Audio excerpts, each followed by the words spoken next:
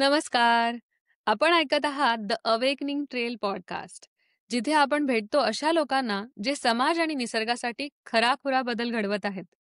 आज आपण बोलतो आहे पुण्यातल्या जीवित नदी उपक्रमाबद्दल. एक असा प्रयत्न ज्यामध्ये मृतवत होत चाललेल्या नद्यांना पुन्हा जीवन देण्याचा प्रयत्न केला जातोय.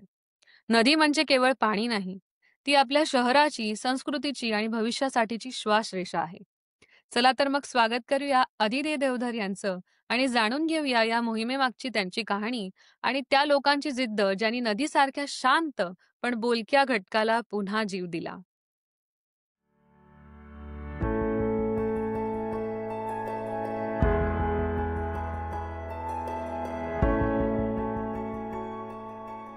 नमस्कार.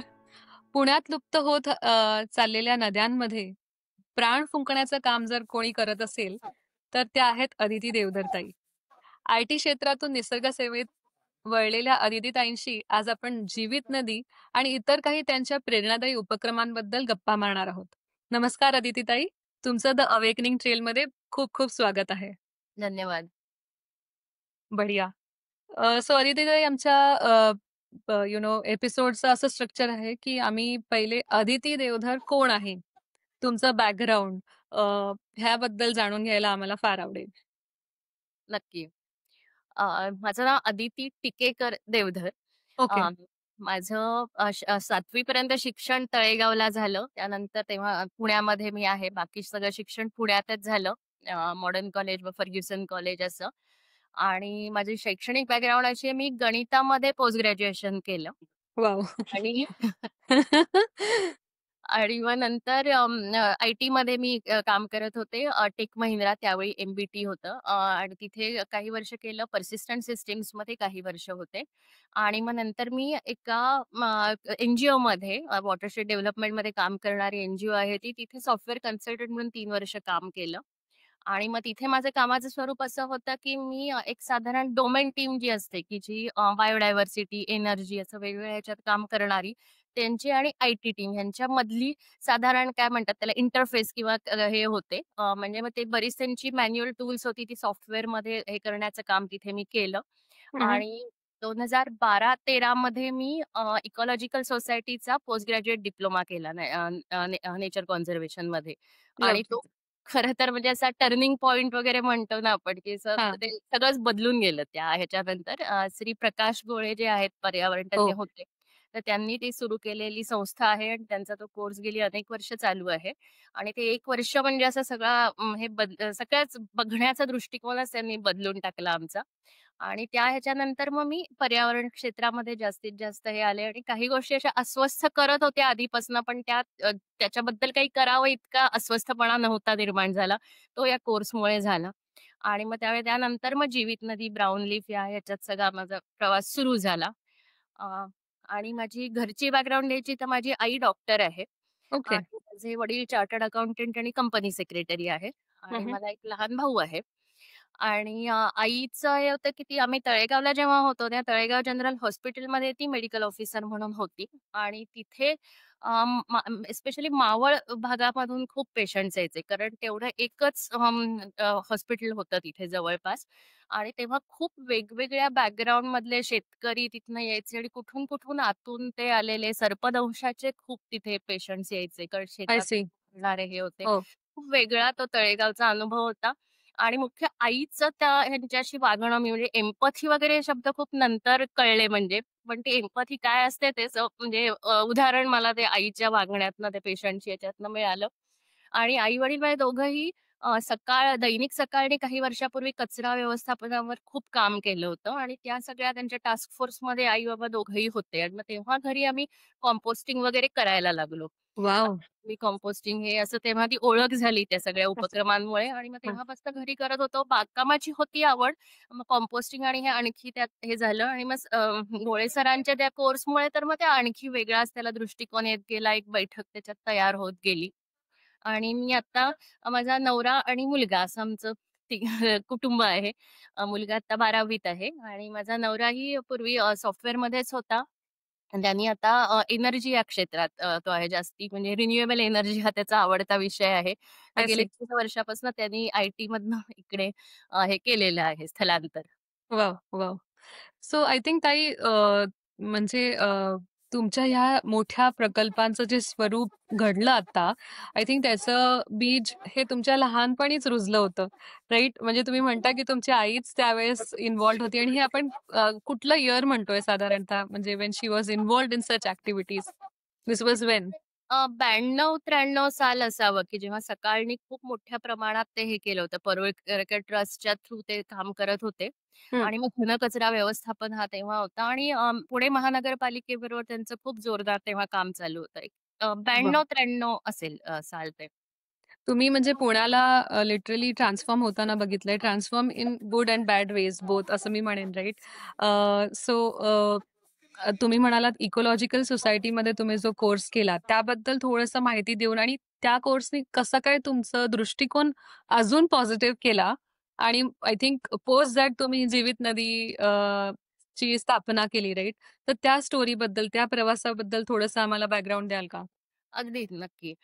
मी म्हटलं तसं माझं गणितातली हे असल्यामुळे ना शैक्षणिक हे, की मला तसा निसर्गाशी असा खरं तर संबंध विषयाच्या ह्याच्यातनं आला नव्हता. कसं बॉटनी, जिओलॉजी हे विषय ज्यांचे असतात ते त्यांच्या फील्ड ट्रिप्स असतात, हे असतात.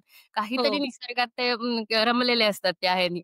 तसं आमचं गणिताचं झालेलं नव्हतं आणि नंतरही आय-टी क्षेत्रातलं काम होतं. पण हा मी कोर्स केला तेव्हा असंच होतं, की मी तेव्हा जे काम करत होते एन-जी-ओ बरोबर, तेव्हा लक्षात आलं, की मी या डोमेन टीममध्ये बोलायचे. जेव्हा बायोडायव्हर्सिटी एक्सपर्ट्स होते, एनर्जी एक्सपर्ट्स होते.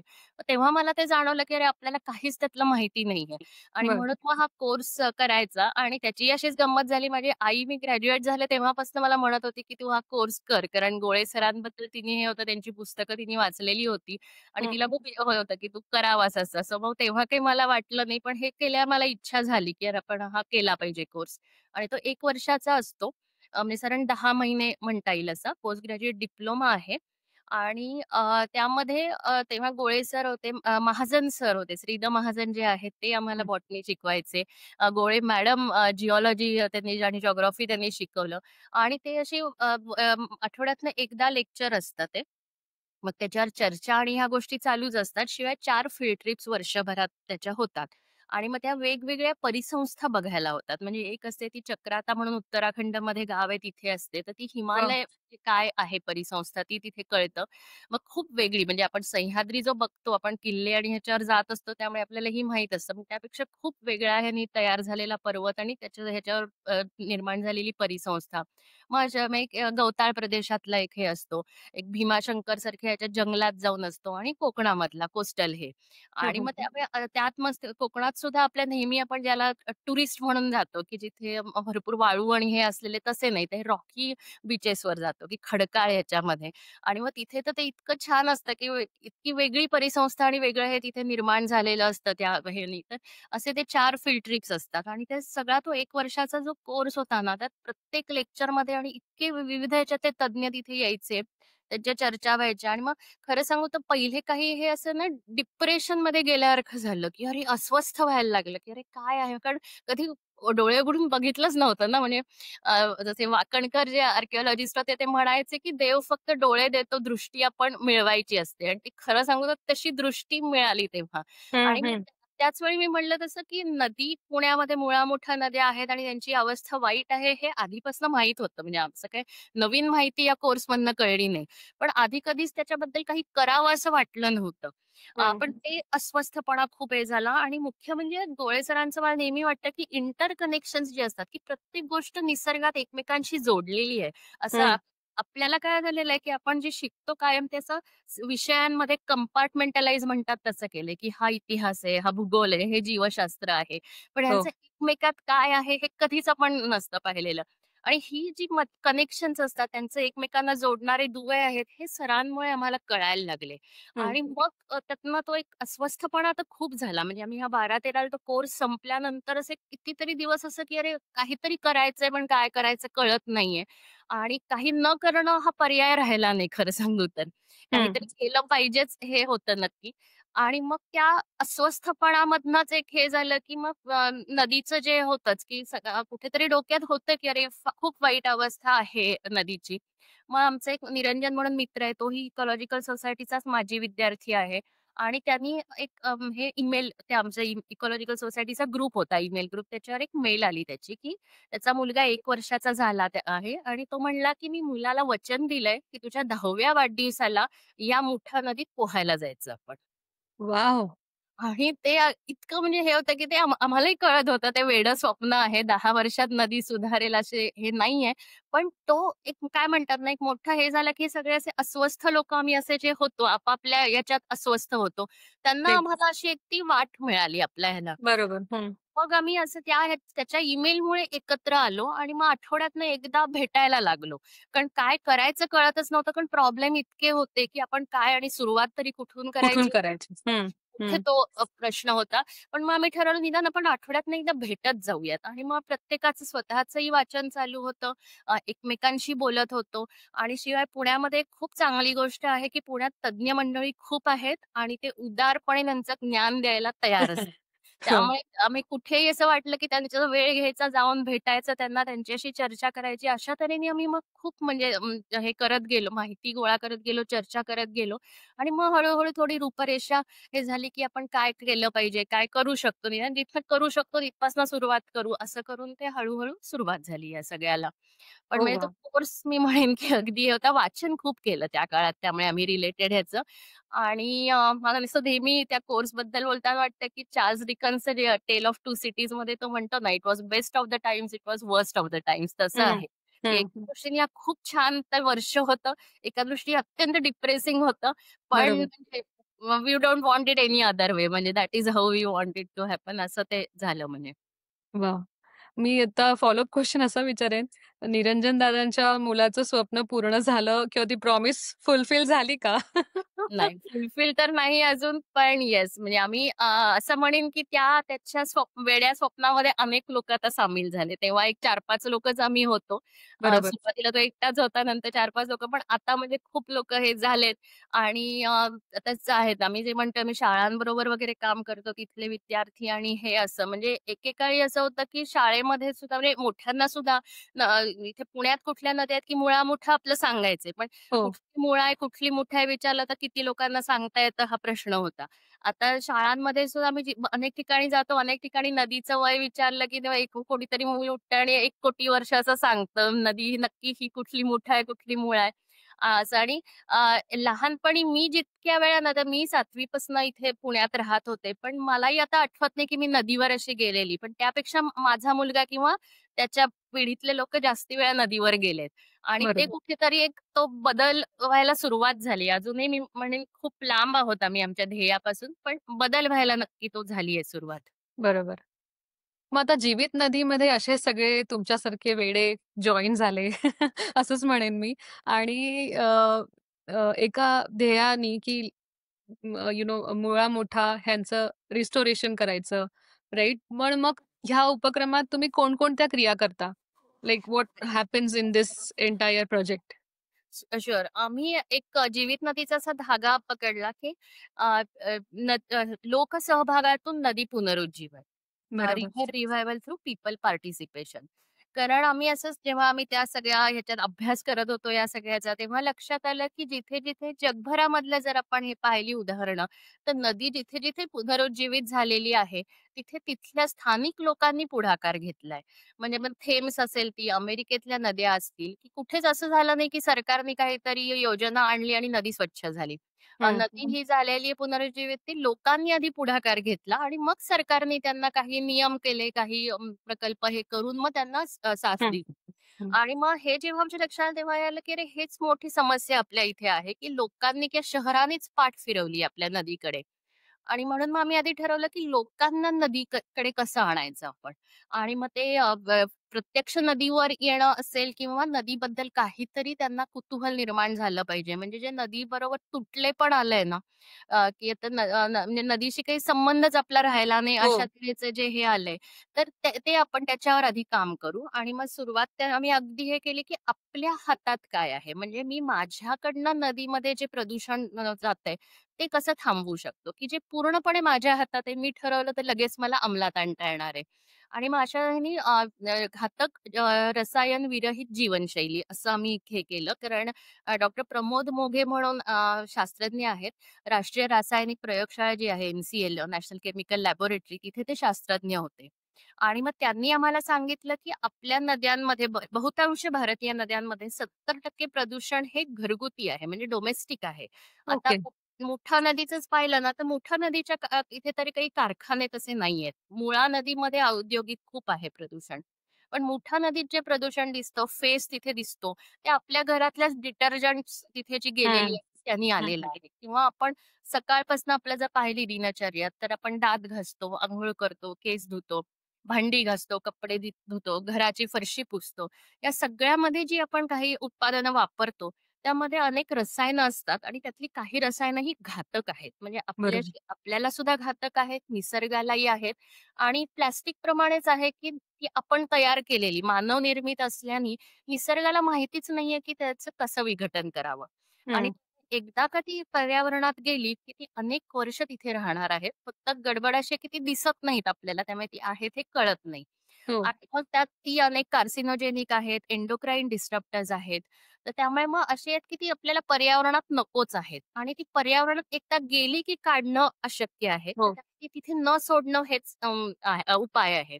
आणि मग काय करता येईल, तर मग आपल्या घरात आपण जी उत्पादनं वापरतो, ती डोळसपणे हे करायची आणि मग त्याच्यात कुठली घातक रसायनं नसतील अशीच उत्पादनं वापरायची. मग हे आम्हाला त्यांच्याकडनं खूप माहिती मिळाली. त्यांचा खूप याच्यावर अभ्यास आहे. मग आम्ही ठरवलं, की अरे हे छान आहे. म्हणजे मी उद्या टूथपेस्ट काय वापरायची, फरशी पुसायला काय वापरायचं, ह्याचं पूर्णपणे मी ठरवते हे. हं. त्यामुळे मला कोणावर दुसऱ्यावर अवलंबून राहायची गरज नाहीये आणि त्यामुळे पूर्णपणे माझ्या हातातलं, की नदीसाठी मी काय करू शकते वैयक्तिक पातळीवर, तर हे लगेच मी करू शकते. आणि बरोबर. मग त्यात आहे, की सोडियम लॉरेल सल्फेट आणि अशी काही रसायनं आहेत, की जी अत्यंत घातक आहेत आणि हे प्रूव्ह झालेलं आहे. युरोपमध्ये तर बरीचशी त्याच्यावर बंदी आलेली आहे. आणि मग आपण कसं हे करू, तर साधं आपण फरशी पुसायला जे वापरतो, तर असं आहे की आपली घरं काही एवढी घाण नसतात, की काहीतरी प्रचंड हे स्ट्राँग ॲसिड त्याला लागेल. जाहिरातीत घाबरवतात आपल्याला, हो, हो, पण एवढं नसतं. सगळे बॅक्टेरियाही काही एवढे वाईट नसतात, हो. की सगळ्यांना मारून टाकलं पाहिजे. मग काय करता येईल, तर साधं आपण ते जर बदललं, की साधं व्हिनेगार आपण घरात वापरतो. जे आपल्या चायनीज ह्याच्यामध्ये वापरतो, आपल्या किराणा मालाच्या दुकानात सहज मिळतं. मिळतं. तर हं. तेच म्हणजे एक तर आहे, की काहीच नाही वापरलं, नुसत्या पाण्याने सुद्धा चालणार आहे फरशी पुसलेली. पण अगदीच आता आपल्याला ती सवय झाली, कसलं तरी एक हो. झाकण आपलं टाकायचं बादलीत त्या ह्याच्यात.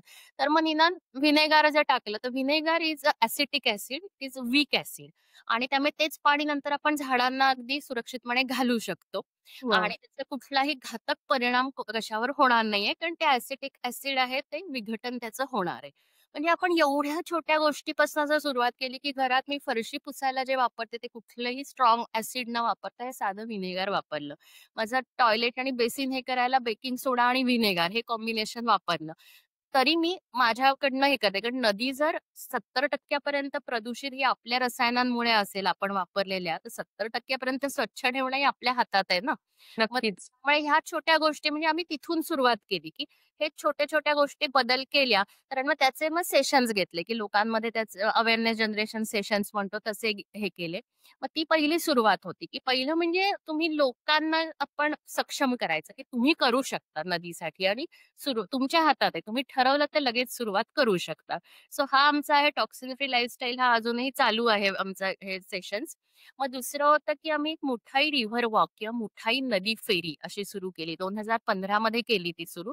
हं, हं. तिथे असंच होतं, की नदीबद्दल काहीतरी कुतूहल निर्माण झालं पाहिजे. म्हणजे आपल्याला जर तो तुटलेला नातं नदीशी जोडायचं असेल, तर सुरुवात ही तिथून झाली पाहिजे, की काहीतरी मला नदीबद्दल वाटलं पाहिजे. हो. मग असं आम्ही त्यातनं हे केलं, की साधं मी जर तुला सांगितलं, की नदीचं वय किती आहे किंवा विचारलं तुला नदीचं वय किती आहे, तर काय सांगेल? वॉव! आता तुम्ही मला spot you put me on the spot. Okay, let me try. Should I use the same answer जे लहान मुलांनी दिलेलं? Maybe some maybe some 1000 years. Right. बरोबर. त्यामुळे असंच होतं, की आम्ही नदी फेरीला मुलं हे सगळेच येतात मोठी. मग त्यावेळी असंच होतं, की लोकं 50 वर्षापासून साधारण सुरुवात करतात. 50, 100 मग काही म्हणतात हां, पेशव्यांच्या काळात मोठा नदी होती. शिवाजी महाराजांच्या काळात होती. हां. असं करून मग असं करत-करत ते मागे जातं. एक 2000 पेक्षा जास्ती आपली कल्पना जाऊ शकत नाही. मग एक डॉक्टर शरद राजगुरू म्हणून होते. डेक्कन कॉलेजमध्ये ते हे होते आणि त्यांचं याच्यावर खूप म्हणजे मुठा नदी हा त्यांचा अभ्यासाचाच विषय होता. आणि ओके. त्यांनी आम्हाला सांगितलं होतं, की मुठा नदीचं वय हे 1 ते 2 कोटी वर्ष आहे. माय गॉड! कारण आपला जो सह्याद्री आहे, ज्याच्यामध्ये या नद्या उगम पावतात, मुळा, मुठा, भीमा, कृष्णा सगळ्या. तर त्या सह्याद्रीचं जो आहे 4 ते 6 कोटी वर्ष आहे, तो हिमालयापेक्षाही प्राचीन आहे. म्हणजे त्या बरोबर. लॉजिकनी ॲक्चुअली सह्याद्रीत उगम पावणाऱ्या नद्या, या हिमालयातल्या नद्या ज्या आज दिसतात, त्यापेक्षा प्राचीन आहेत. कारण सह्याद्री हा आधी निर्माण झालेला आहे हिमालयाच्या. आणि मग हे जेव्हा आम्हाला कळलं, की 1 ते 2 कोटी वर्ष जर नदीचं वय आहे आणि आपल्या प्रजाती आपण जर बघितली, की होमो सेपियन्स तर हं, आपलं एक 2 ते 3 लाख वर्षापूर्वी आपण पूर्व आफ्रिकेमध्ये विकसित झालो असं मानतो. आणि हं. मग साधारण 60 ते 70 हजार वर्षापूर्वी सगळीकडे हळू पसरलो. आणि त्यात भारतात 60 ते 70 हजार वर्षापासून आपल्या अस्तित्वाच्या खुणा दिसतात, की अश्मयुगीन हत्यारं वगैरे नद्यांच्या खोऱ्यात सापडतात. पण म्हणजे अ, अ, 1 कोटी वय जर नदीचं आहे, तर म्हणजे जेव्हा आपले पूर्वज इथे पोहोचले, तेव्हा ही नदी तिथे अनेक वर्ष होती. राहत होती. म्हणजे आपण जे सहज म्हणतो, आता आम्ही पुण्यामध्ये जे म्हणतो, की पुण्यातनं मुळा-मुठा नद्या वाहतात. मग रिव्हर वॉकमध्ये आम्ही जेव्हा हे सांगतो, की नदीचं वय काय आणि त्यात आम्ही सगळा भूगोल सांगतो. म्हणजे असं नाही, की हां. आम्ही सांगतोय म्हणून तुम्ही विश्वास ठेवा. तर आम्ही सगळा पॅनजिया म्हणजे 25 कोटी वर्ष मागे जाऊन कसं आपलं हे होत आलं आणि आपला भारत आत्ता जिथे आहे तिथे कसा स्थिरावला. इथपासनं सगळं सांगतो. त्यात सह्याद्रीची निर्मिती, नदीची निर्मिती कशी होते हे सगळं सांगतो. आणि मग ह्या सगळ्या ह्याच्यात मग सांगतो, की अरे म्हणजे आपण जे म्हणतोय, की अरे मुळा-मुठा नद्या पुणे शहरातून वाहतात. तर ते तसं नाहीये. ते एक कार्यकारण भाव पूर्ण उलटा आहे. तर या नद्या इथून वाहत होत्या म्हणून एक शहर इथे वसू शकेल अशी परिस्थिती निर्माण झाली. कारण नक्की. पाणी ही आपली मूलभूत गरज होती. हो. त्यामुळे म्हणजे पुणे शहर हे मुळा-मुठांच्या काठावर आहे किंवा हं. तेच सगळ्या शहरांबद्दल हे आहे, की वाराणसी सुद्धा कुठे वसलं तर ते वरुणा आणि असी म्हणून ते वाराणसी झालेलं आहे. बरोबर, त्या 2 बरोबर. गंगेला येऊन मिळणाऱ्या नद्या आहेत. तर कुठलंही शहर पाहिलं तर शहरही नद्यांच्या काठावर आहेत. नद्या शहरातनं वाहत नाहीयेत. आणि नक्कीच. हा ना खूप छान हे असतं. म्हणजे आम्ही रिव्हर वॉकमधनं अशी काही अपेक्षा नाहीये, की लगेच काहीतरी लोकं एकदम बदलतील. पण ही सुरुवात असते. आणि कारण एक कुतूहल तरी निर्माण झालं, की नदीचं वय कळलं कीच कुतूहल निर्माण होतं आणि मग एरवी असं असतं, की पुलाजवळनं जाताना वगैरे नदीकडे कुठे लक्षही गेलेलं नसतं. तिथे नदीचा विचार डोक्यामध्ये सुरू होतो आणि पहिली ती असते, की अनेक लोकं पहिल्यांदा नदीच्या एवढ्या जवळ आलेले असतात रिव्हर वॉकच्या हं. निमित्ताने. कारण आम्ही ते डायरेक्ट थेट नदी पात्रातच जातो रिव्हर वॉकला. कारण नाही बरोबर. सगळ्यात जवळ आपण नदीजवळ शहरात येतो ते पूल कुठलातरी नदीवरचा ओलांडताना. तर त्यामुळे तसा रिव्हर वॉक आमचा आहे आणि रिव्हर वॉक खूप छान म्हणजे तो आम्ही say that it's a tool म्हणजे की लोकांमध्ये तो एक सुरुवात होते प्रवासाची नदीबद्दल काहीतरी वाटण्याची. आणि मग बऱ्याच आता शाळांनी किंवा महाविद्यालयांनी तो त्यांच्या ह्याचा भागच करून टाकलाय, की दरवर्षी त्यांची एक बॅच आमच्या रिव्हर वॉकला येते. आणि मग आर्किटेक्चर कॉलेजेसची खूप येतात हे. कारण हे सगळे जे आहेत ना, हे आपले पुढचे काय म्हणतात ते टाउन प्लॅनर्स असतात, हे असतात. त्यामुळे जेवढं लहान वयामध्ये नदीबद्दलचा विचार तुमच्या मनात येईल, तेवढं मग तुमच्या पुढच्या सगळ्याच कामांमध्ये तो परावर्तित होतो त्यातलं जे काय बरोबर. आहे. हं. आणि तो खूप मोठा आहे. तो रिव्हर वॉक त्यामुळे आमचा खूप छान हे आहे चालू. एक 1.5 तासाची ती फेरी असते आणि असं आम्ही सगळीकडे नदीच्या इथनं हिंडतो आणि मग आणखी एक फायदा असा असतो, की नदीची अवस्था वाईट आहे हे माहिती आहे. पण तिथे इतक्या जवळ जेव्हा बघतो ना, तेव्हा तो वाहत असणारा कचरा दिसतो. तो वास नदीचा जो येतो कारण आपल्याला माहिती आहे, की नदीमध्ये पुरेसा प्राणवायू नाहीये आणि त्यामुळे जैविक गोष्टी ज्या नदीमध्ये आहेत त्या सडतात आणि मग तो सडलेला ह्याचा जो घरी कंपोस्टिंग आपलं कधी चुकलं तर जो वास येतो, तो तिथे हं. येतो आणि तो जो आहे ना, तो खूप मोठा आहे आणि फोटोमधनं तो पोहचू शकत नाही. तो अनुभवायलाच लागतो. हं. अनुभवायला लागतो किंवा ते जे गढूळ पाणी म्हणजे काय असतं. तर तरी मी नदीची गोष्ट मुलांना सांगायला जाते, तेव्हा मी ते पाण्याची काचेच्या ह्याच्यात घेऊन जाते. त्यातल्या त्यात कल्पना यावी. पण तिथे ते जे दिसतं ना, की तो गढूळ म्हणजे काय आहे हे आणि मग ते पाहून कळतं, की या नदीमध्ये काहीच जिवंत राहू शकणार नाही. असं ते तो पाहिल्यावरच या गोष्टी कळतात. तर त्यामुळे ती 1.5 तासाची नदी फेरी खूप मोठं हे आहे. मग तसंच आम्ही एक मुठाई नदी महोत्सव, मुठाई रिव्हर फेस्टिव्हल असं केलं. 15 साली सुरू केलं. म्हणजे ही मुठाई नदी फेरी त्याचाच भाग म्हणून आम्ही त्यावेळी सुरुवात केली होती. आणि त्या मुठाई नदी महोत्सवाचं हे होतं, की आपण नेहमी ना समस्यांबद्दलच बोलतो नदीच्या. हो. तर लोकांना नदी अनुभवू देत, अनुभवायला येऊ देत नदीजवळ, अशा ह्याने तो महोत्सव सुरू केला आणि मग त्यामध्ये काही एकदा तर मिलिंद मुळीक पहिल्याच वर्षी आले होते. त्यांनी तिथे बसून काठावर बसून चित्र काढली आणि त्यांच्याबरोबर अनेक लोकांनी, की काही कलाकार होते, काही हौशी कलाकार होते, सगळ्यांनी बसून नदी त्यांना जो काही नदीचा आस्पेक्ट दिसतोय, भावतोय तो काढला.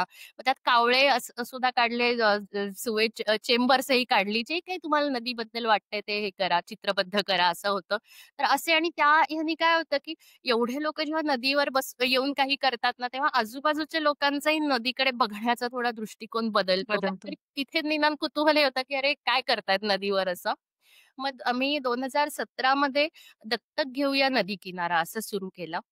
आता तोपर्यंतचे हे आमचे सगळे अवेअरनेस जनरेशन म्हणता येईल या प्रकारात मोडणारे होते उपक्रम. हा पहिलाच आमचा कृती प्रकल्प होता, की आम्ही प्रत्यक्ष नदीवर जाऊनच मध्यवर्ती संकल्पना अशी आहे, की 1 वर्षासाठी नदीचा किंवा ओढ्याचा एक भाग दत्तक घ्यायचा. आणि 1 वर्ष अशासाठी, की हे जे गोळे सरांकडनं आम्ही शिकलो, की आपल्याकडे 3 ऋतू आहेत आणि ह्या हो. 3 ऋतूमध्ये आपला निसर्ग खूप वेगवेगळ्या तऱ्हेने हे होत असतो, बदल होत असतात त्याच्यात. आणि नक्कीच. त्यामुळे कुठल्याही जागेचा जर अभ्यास करायचा, तर हे तिन्ही ऋतूत ती जागा आपण अनुभवली पाहिजे. तरच आपल्याला तिथलं हे कळेल, की तिथे काय पशुपक्षी असतात, वनस्पती काय असतात, हे पूर्णपणे कळेल. तिथले समस्या काय आहेत, हे पूर्णपणे तरच अंदाज येऊ शकेल. कारण आता स्थलांतरित पक्षी आपल्याकडे येतात ते साधारण हिवाळ्यामध्ये येतात. त्यामुळे एखाद्या ठिकाणी आपण मे महिन्यामध्ये अभ्यास केला तर स्थलांतरित पक्षी तिथे काय येतात हे नाईस. कळणारच नाही. तर हं. त्यासाठी आम्ही पूर्ण वर्ष म्हणून मग कमीत कमी 1 वर्ष तरी आपण तो दत्तक घ्यायचा असा आणि कल्पना अशी की लोकांनी तिथे एकत्र यायचं. म्हणजे तोपर्यंत ना आम्ही असं समजत होतो की नदीबद्दल पुण्यात कोणालाच काहीच वाटत नाही. मग आम्ही हं. लोकांशी जसं-जसं बोलायला लागलो तसं कळलं, की अरे तसं नाहीये म्हणजे, की कोणाला काहीच वाटत नाहीये तितकं खरं नाहीये. तर लोकांना खूप वाटतं नदीबद्दल प्रेम आहे, नदीबद्दल काहीतरी करायची इच्छा आहे. पण समस्या इतक्या आहेत ना, की सुरुवात कुठनं करायची आणि एक सामान्य व्यक्ती म्हणून मी काय करू शकणार हे कळतच नाही. हं. आणि म्हणून मग कसं म्हणजे आपल्याला वाटतं, की आपल्याकडे काही सत्ता नाही, पैसा नाही, आपण काय करू शकणार? असं ते एक हताशपणा जास्ती आहे. हो. आणि मग हे आमच्या जेव्हा लक्षात आलं आणि तोही आमच्यासाठी एक धडा होता, की आपण असं गृहीतक काहीतरी करतो, पण ती तपासून बघितली पाहिजेत, हाही आम्हाला त्यावेळी हे लक्षात आला आहे.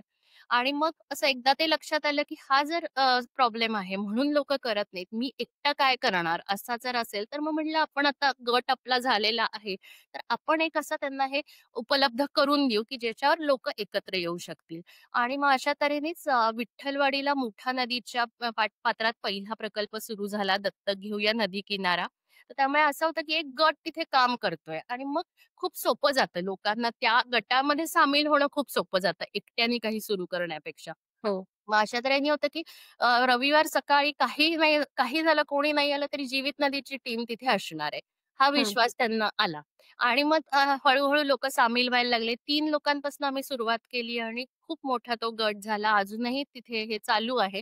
आणि काम असं आहे, की तिथे पहिलं निरीक्षण करायचं की काय तिथे होतंय, काय हे, मग समस्या काय आहेत, प्रदूषणाचे स्रोत काय आहेत आणि मग त्याचा अभ्यास करून हळू ते प्रदूषणाचे स्रोत कसे कमी करता येईल आणि हे करता येईल असं करायचं. असं ते आणि मग तो प्रकल्प पहिला सुरू झाला. मग मुळा नदीवरच औंधला सुरू झाला आणि मग तिसरा प्रकल्प मुळा नदीला राम नदी जिथे येऊन मिळते त्या संगमाच्या जवळ सुरू झाला.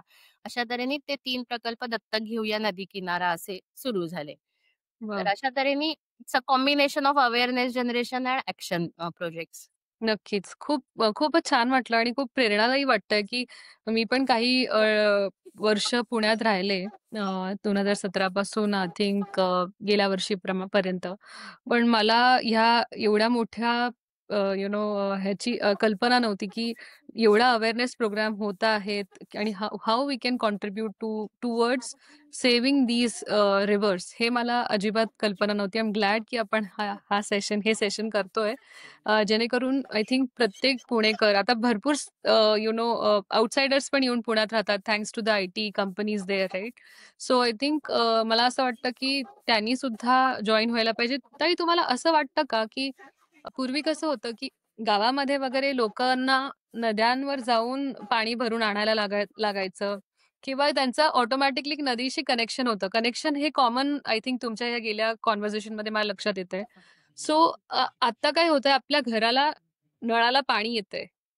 सो त्यामुळे पण मला असं वाटतं, की आपल्याला वी आर नॉट बॉदर्ड, की ते पाणी कुठून येतंय किंवा ते जेव्हा पाणी थांबेल येण्याचं, तेव्हा मला असं वाटतं आज जर 1000 लोकं जुळले असतील, तर उद्या लाखो किंवा करोडो लोकं जॉइन होऊन अशा मोमेंट्सला अजून सहभागी होतील. पण मला असं वाटतं आपण सर्वांनी तसं न करता आत्ताच अवेअर होऊन अशा मोमेंट्सला सपोर्ट केला पाहिजे आणि एक बदल घडवायला पाहिजे. बिकॉज कंडिशन्स खरंच खराब आहेत आणि एव्हरी नेक्स्ट डे अशी न्यूज येते की नदी काठच्या आता झाडं तोडण्यात येणार आहेत. हो. हे पण एक भरपूर ऐकायला येतं आणि thanks to people like you who are voicing their opinions against it. तर मग मला असं विचारायचं आहे, जीवित नदी तुम्ही कधी 2015 मध्ये स्टार्ट केली का? 2014 मध्ये. 14 आणि आता आपण 2025 मध्ये आहोत. सो ऑलमोस्ट एक 10 वर्षाचा पिरियड, एक डेकेड तुम्ही पाहिलाय. तर अ, आत्ताच्या नद्यांची स्थिती कशी आहे सिन्स यू हॅव स्टार्टेड जीवित नदी? आणि हे करत असताना काही अडचणी आल्या का? मग आल्या तर मग त्या तुम्ही कशा फेस केल्यात आणि पॉझिटिव्ह रिझल्ट्स काय आले? सिन्स यू हॅव स्टार्टेड जीवित नदी? नक्कीच. स्थिती खरं सांगू ना, तर नद्यांची स्थिती वाईटच होत चालली आहे. कारण आता आपण बघतोय आपलं लोकसंख्या आपली वाढतच चाललेली आहे. आता आजच्या घडीला पुण्यामध्ये तर अशी अवस्था आहे आणि ती बऱ्याच शहरांमध्ये हीच अवस्था आहे, की आपलं जे घराचं तू जसं म्हणलीस ना, की जोपर्यंत पाणी येतंय तोपर्यंत आपण पाणी कुठून येतोय, नळ सोडला की जे येतंय तो पण कुठून येतोय हा विचार करत नाही. तसंच पाणी आपण आपल्या घरातनं गेल्यावर किंवा आपण फ्लश केल्यावर कुठे जातं हाही विचार आपण करत नाही. हो, हो. आपण असं म्हणजे गृहीत धरतो, की हे सरकार आपण टॅक्स भरतोय, त्यामुळे सरकार ते बघत असेल सगळं. तर हं. असं असतं, की आपल्या घरामधनं पाणी हे जे आपण आपल्या सगळ्यांची घरं ही पाईपलाईननी सुवेज ट्रीटमेंट प्लॅन मैला पाणी हे केंद्र जे असतं, प्रक्रिया केंद्र त्याला जोडलेली असतात. आणि त्यामुळे आता माझ्या घरातलं पाणी हे जवळच्या एस-टी-पी किंवा सुवेज ट्रीटमेंट प्लॅनमध्ये जातं. आणि जिथे मी गृहीत धरतीये, की सरकार त्यांचं काम करतंय आणि ते पूर्णपणे 100% प्रक्रिया करूनच मग नदीमध्ये जातंय. तर आता तसं नाहीये. तर एकूणच लोकसंख्या शहराची जी वाढते, त्या मानाने ही बाकी व्यवस्था वाढत नाही त्या प्रमाणामध्ये. आणि त्यामुळे आत्ताही अनेक शहरात हीच अवस्था आहे, की जेवढं मैला पाणी, सांडपाणी निर्माण होतं रोज, ते त्याची सगळ्यावर प्रक्रिया करायची क्षमताच नाहीये. आता हं, पुण्यामध्येच हे आहे, की जवळ-जवळ 50% पाणी हे तसंच्या तसं कुठलीही प्रक्रिया न करता नदीत जातंय. आणि त्यामुळे नदीमध्ये जो घाण वास जो येतो ना, त्याचं कारण ते आहे. म्हणजे आपण हं, प्रक्रिया करून पूर्णपणे जर सोडलं ना पाणी, तर त्यात खूपशा नदीच्या समस्या या कमी होतील. पण त्यामुळे तो एक खूप मोठा आहे आणि ते आता लोकसंख्या जशी वाढतीये तसं आपलं हे तो प्रॉब्लेम वाढतच चाललाय, की सांडपाणी प्रक्रिया न करता नदीमध्ये जास्तीत जास्त येतंय. शिवाय आपलं जसजशी लोकसंख्या वाढते, तशी आपली पाण्याची गरज वाढते आणि आपला हं. मान्सून प्रदेश असल्यामुळे आपल्याला वर्षातले 4 महिनेच पाऊस आहे. तो सुद्धा आपल्याला माहिती आहे, की आपण लहानपणापासून भूगोलात एक असायचा बघ टिपिकल प्रश्न, की भारताचं अंदाज पत्रक हे मान्सूनशी केलेला जुगार आहे वगैरे.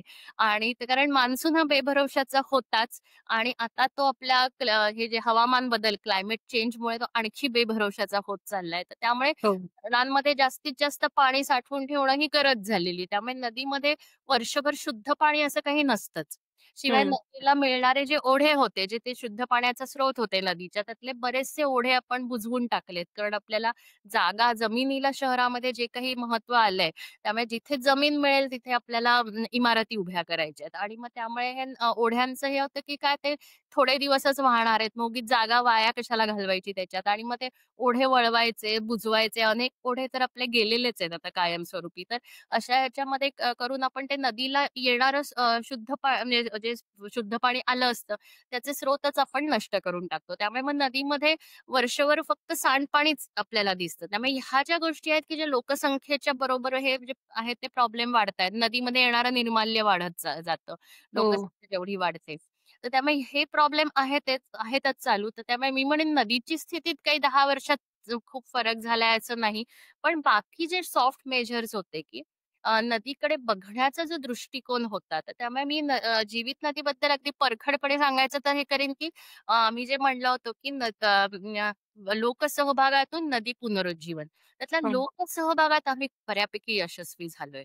म्हणजे 10 वर्षापूर्वी जी स्थिती होती ना, की नदीकडे फिरकतच नव्हतं कोणी. त्या हं. मानाने आता फक्त आमचेच हे कार्यक्रम नाही, तर अनेक कार्यक्रम नदीवर होतात. म्हणजे मग इव्हन स्वच्छता मोहिमा असतील. तर नदीवर पूर्वी स्वच्छता मोहिमा होतच नव्हत्या. जो लोकांचं आता नदीकडे लक्ष जातंय. नदीवर खूप संस्था तिथे आयोजित करतात. ते करायला लागतात ही वाईट गोष्ट आहे, कारण म्हणजे कचरा आहे नदीमध्ये. पण निदान ते नदीकडे लक्ष तरी गेलेलं आहे. त्यामुळे हा मी खूप म्हणेन, की आपला खूप मोठा हे झालेला आहे आणि लहान मुलांचं जे नदीकडे येणं, मी म्हणलं, की मी जेवढ्या वेळा नदीवर गेले नाही, त्याच्यापेक्षा कितीतरी जास्त वेळा माझा हं, मुलगा गेलेला आहे. हं, हं. आणि बरीचशी मुलं ही तुला सांगू शकतील, की कुठली मुळा आहे, कुठली मुठा आहे, जो आमच्या पिढीला कायम प्रश्न होता. तर त्यामुळे बरोबर. हा बदल नक्की झालेला आहे. त्यामुळे किंवा जाता-येता शाळेत येता-जाता नदीकडे बघणं असेल, हे असेल किंवा प्लास्टिक आपण वापरू नये का नदी खराब होते, ही मुलं सांगतात. जे त्यावेळी पूर्वी नव्हता तो अवेअरनेस. तर त्यामुळे ते म्हणेन मी त्या आमच्या ह्याच्यात खूप आम्ही यशस्वी झालोय किंवा आम्ही नदीकाठच्या गोष्टी म्हणून मुलांसाठी केला. म्हणजे आमचं दत्तक घेऊया नदी किनारा जेव्हा सुरू झाला ना प्रकल्प, तर तेव्हा आमच्या तेच लक्षात आलं, की आपण तिथे काही गोष्टी करतोच आहोत. पण त्यावर सॉफ्ट मेजर्स जे म्हणतो ना आपण, हं. ते सुद्धा खूप आवश्यक आहेत, की नदी आणि नदीपात्र आता गेली इतकी वर्ष ते खराब आहे झालेलं, की मग त्याकडे बघण्याचा असा दृष्टिकोनही काहीतरी घाणच जागा आहे आणि म्हणून मग लोकं फिरकतच नाहीत त्याच्याकडे आणि मग जेव्हा चांगल्या हेतूनी येणारे लोकं बंद होतं येणं त्यांचं, तेव्हा मग बाकी गोष्टींना आपोआपच वाव मिळतो. मग मंदिराच्या म्हणजे पुंडलिक मंदिर आहे विठ्ठलवाडीला आम्ही हो. जिथे सुरू केलं, त्याच्या मागनं आम्ही आत्तापर्यंत शेकड्यांनी दारूच्या बाटल्या उचललेल्या आहेत. आणि बापरे! मग असे सगळे उद्योग तिथे, की ज्यांना लोकं येत नाहीत, वावर तिथे नाहीये हे फावतं, असे उद्योग तिथे सुरू होतात. आणि मग हं. आणखीनच बाकी लोकं तिथनं दूर जातात. आणि मग असं होतं, की नदीपात्र घाण आहे म्हणून लोकं येत नाहीत आणि लोकच येत नाहीत, त्यामुळे नदीपात्र घाण राहिलं तरी कोणालाच फरक पडत नाही. असं खरं. ते सगळं हे सुरू होतं. आणि म्हणून मग आम्ही ठरवलं, की ते जर तोडायचं असेल, ते कुठेतरी थांबवायचं असेल ते चक्र, तर मग लोकांना नदीकडे आणायचं. मग नदीकाठच्या गोष्टी हा असाच हे होता, की विठ्ठलवाडीला नदीपात्रात खूप सुंदर खडक आहे आणि मग त्या खडकावर बसून मुलं गोष्ट ऐकतायत आई-बाबांवर बसून. मग हे दृश्य मलाच खूप हे झालं, की त्या प्रेमातच आहे त्या खडकाच्या. मी मग म्हणलं, "अरे, हे दृश्य किती छान दिसेल" आणि म्हणून मग आमची एक मैत्रीण आहे वैशाली कुलकर्णी म्हणून, तर तिचं द स्टोरी स्टेशन असा उपक्रम आहे. तर तिला तिथे म्हणलं, की "तू गोष्ट सांगायला ये."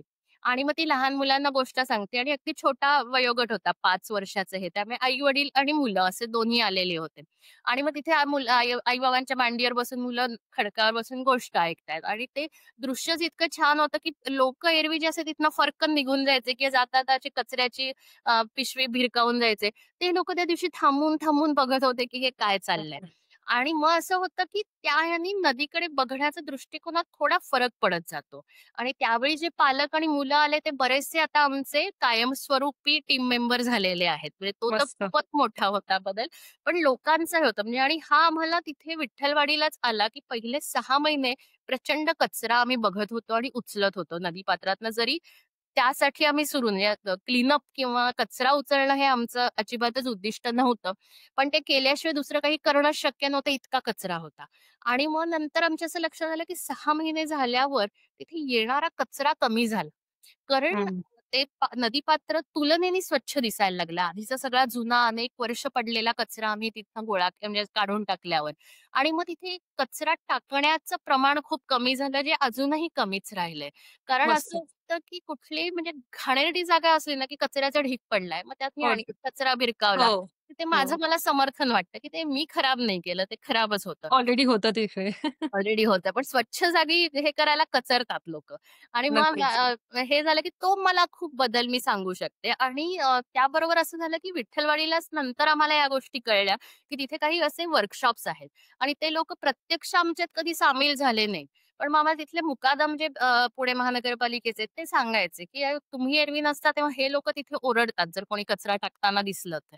म्हणजे मग त्यांनाही तो एक हे आला, की ते म्हणायचे, की "अरे हे लोकं येऊन हे साफ करतात, ते काय वेडे म्हणून करतात का? कचरा काय टाकता?" वगैरे असं रागवायला लागले. म्हणजे तो एक हे निर्माण बदल झालं घडला. की आमच्या नक्कीच. नियमितपणामुळे.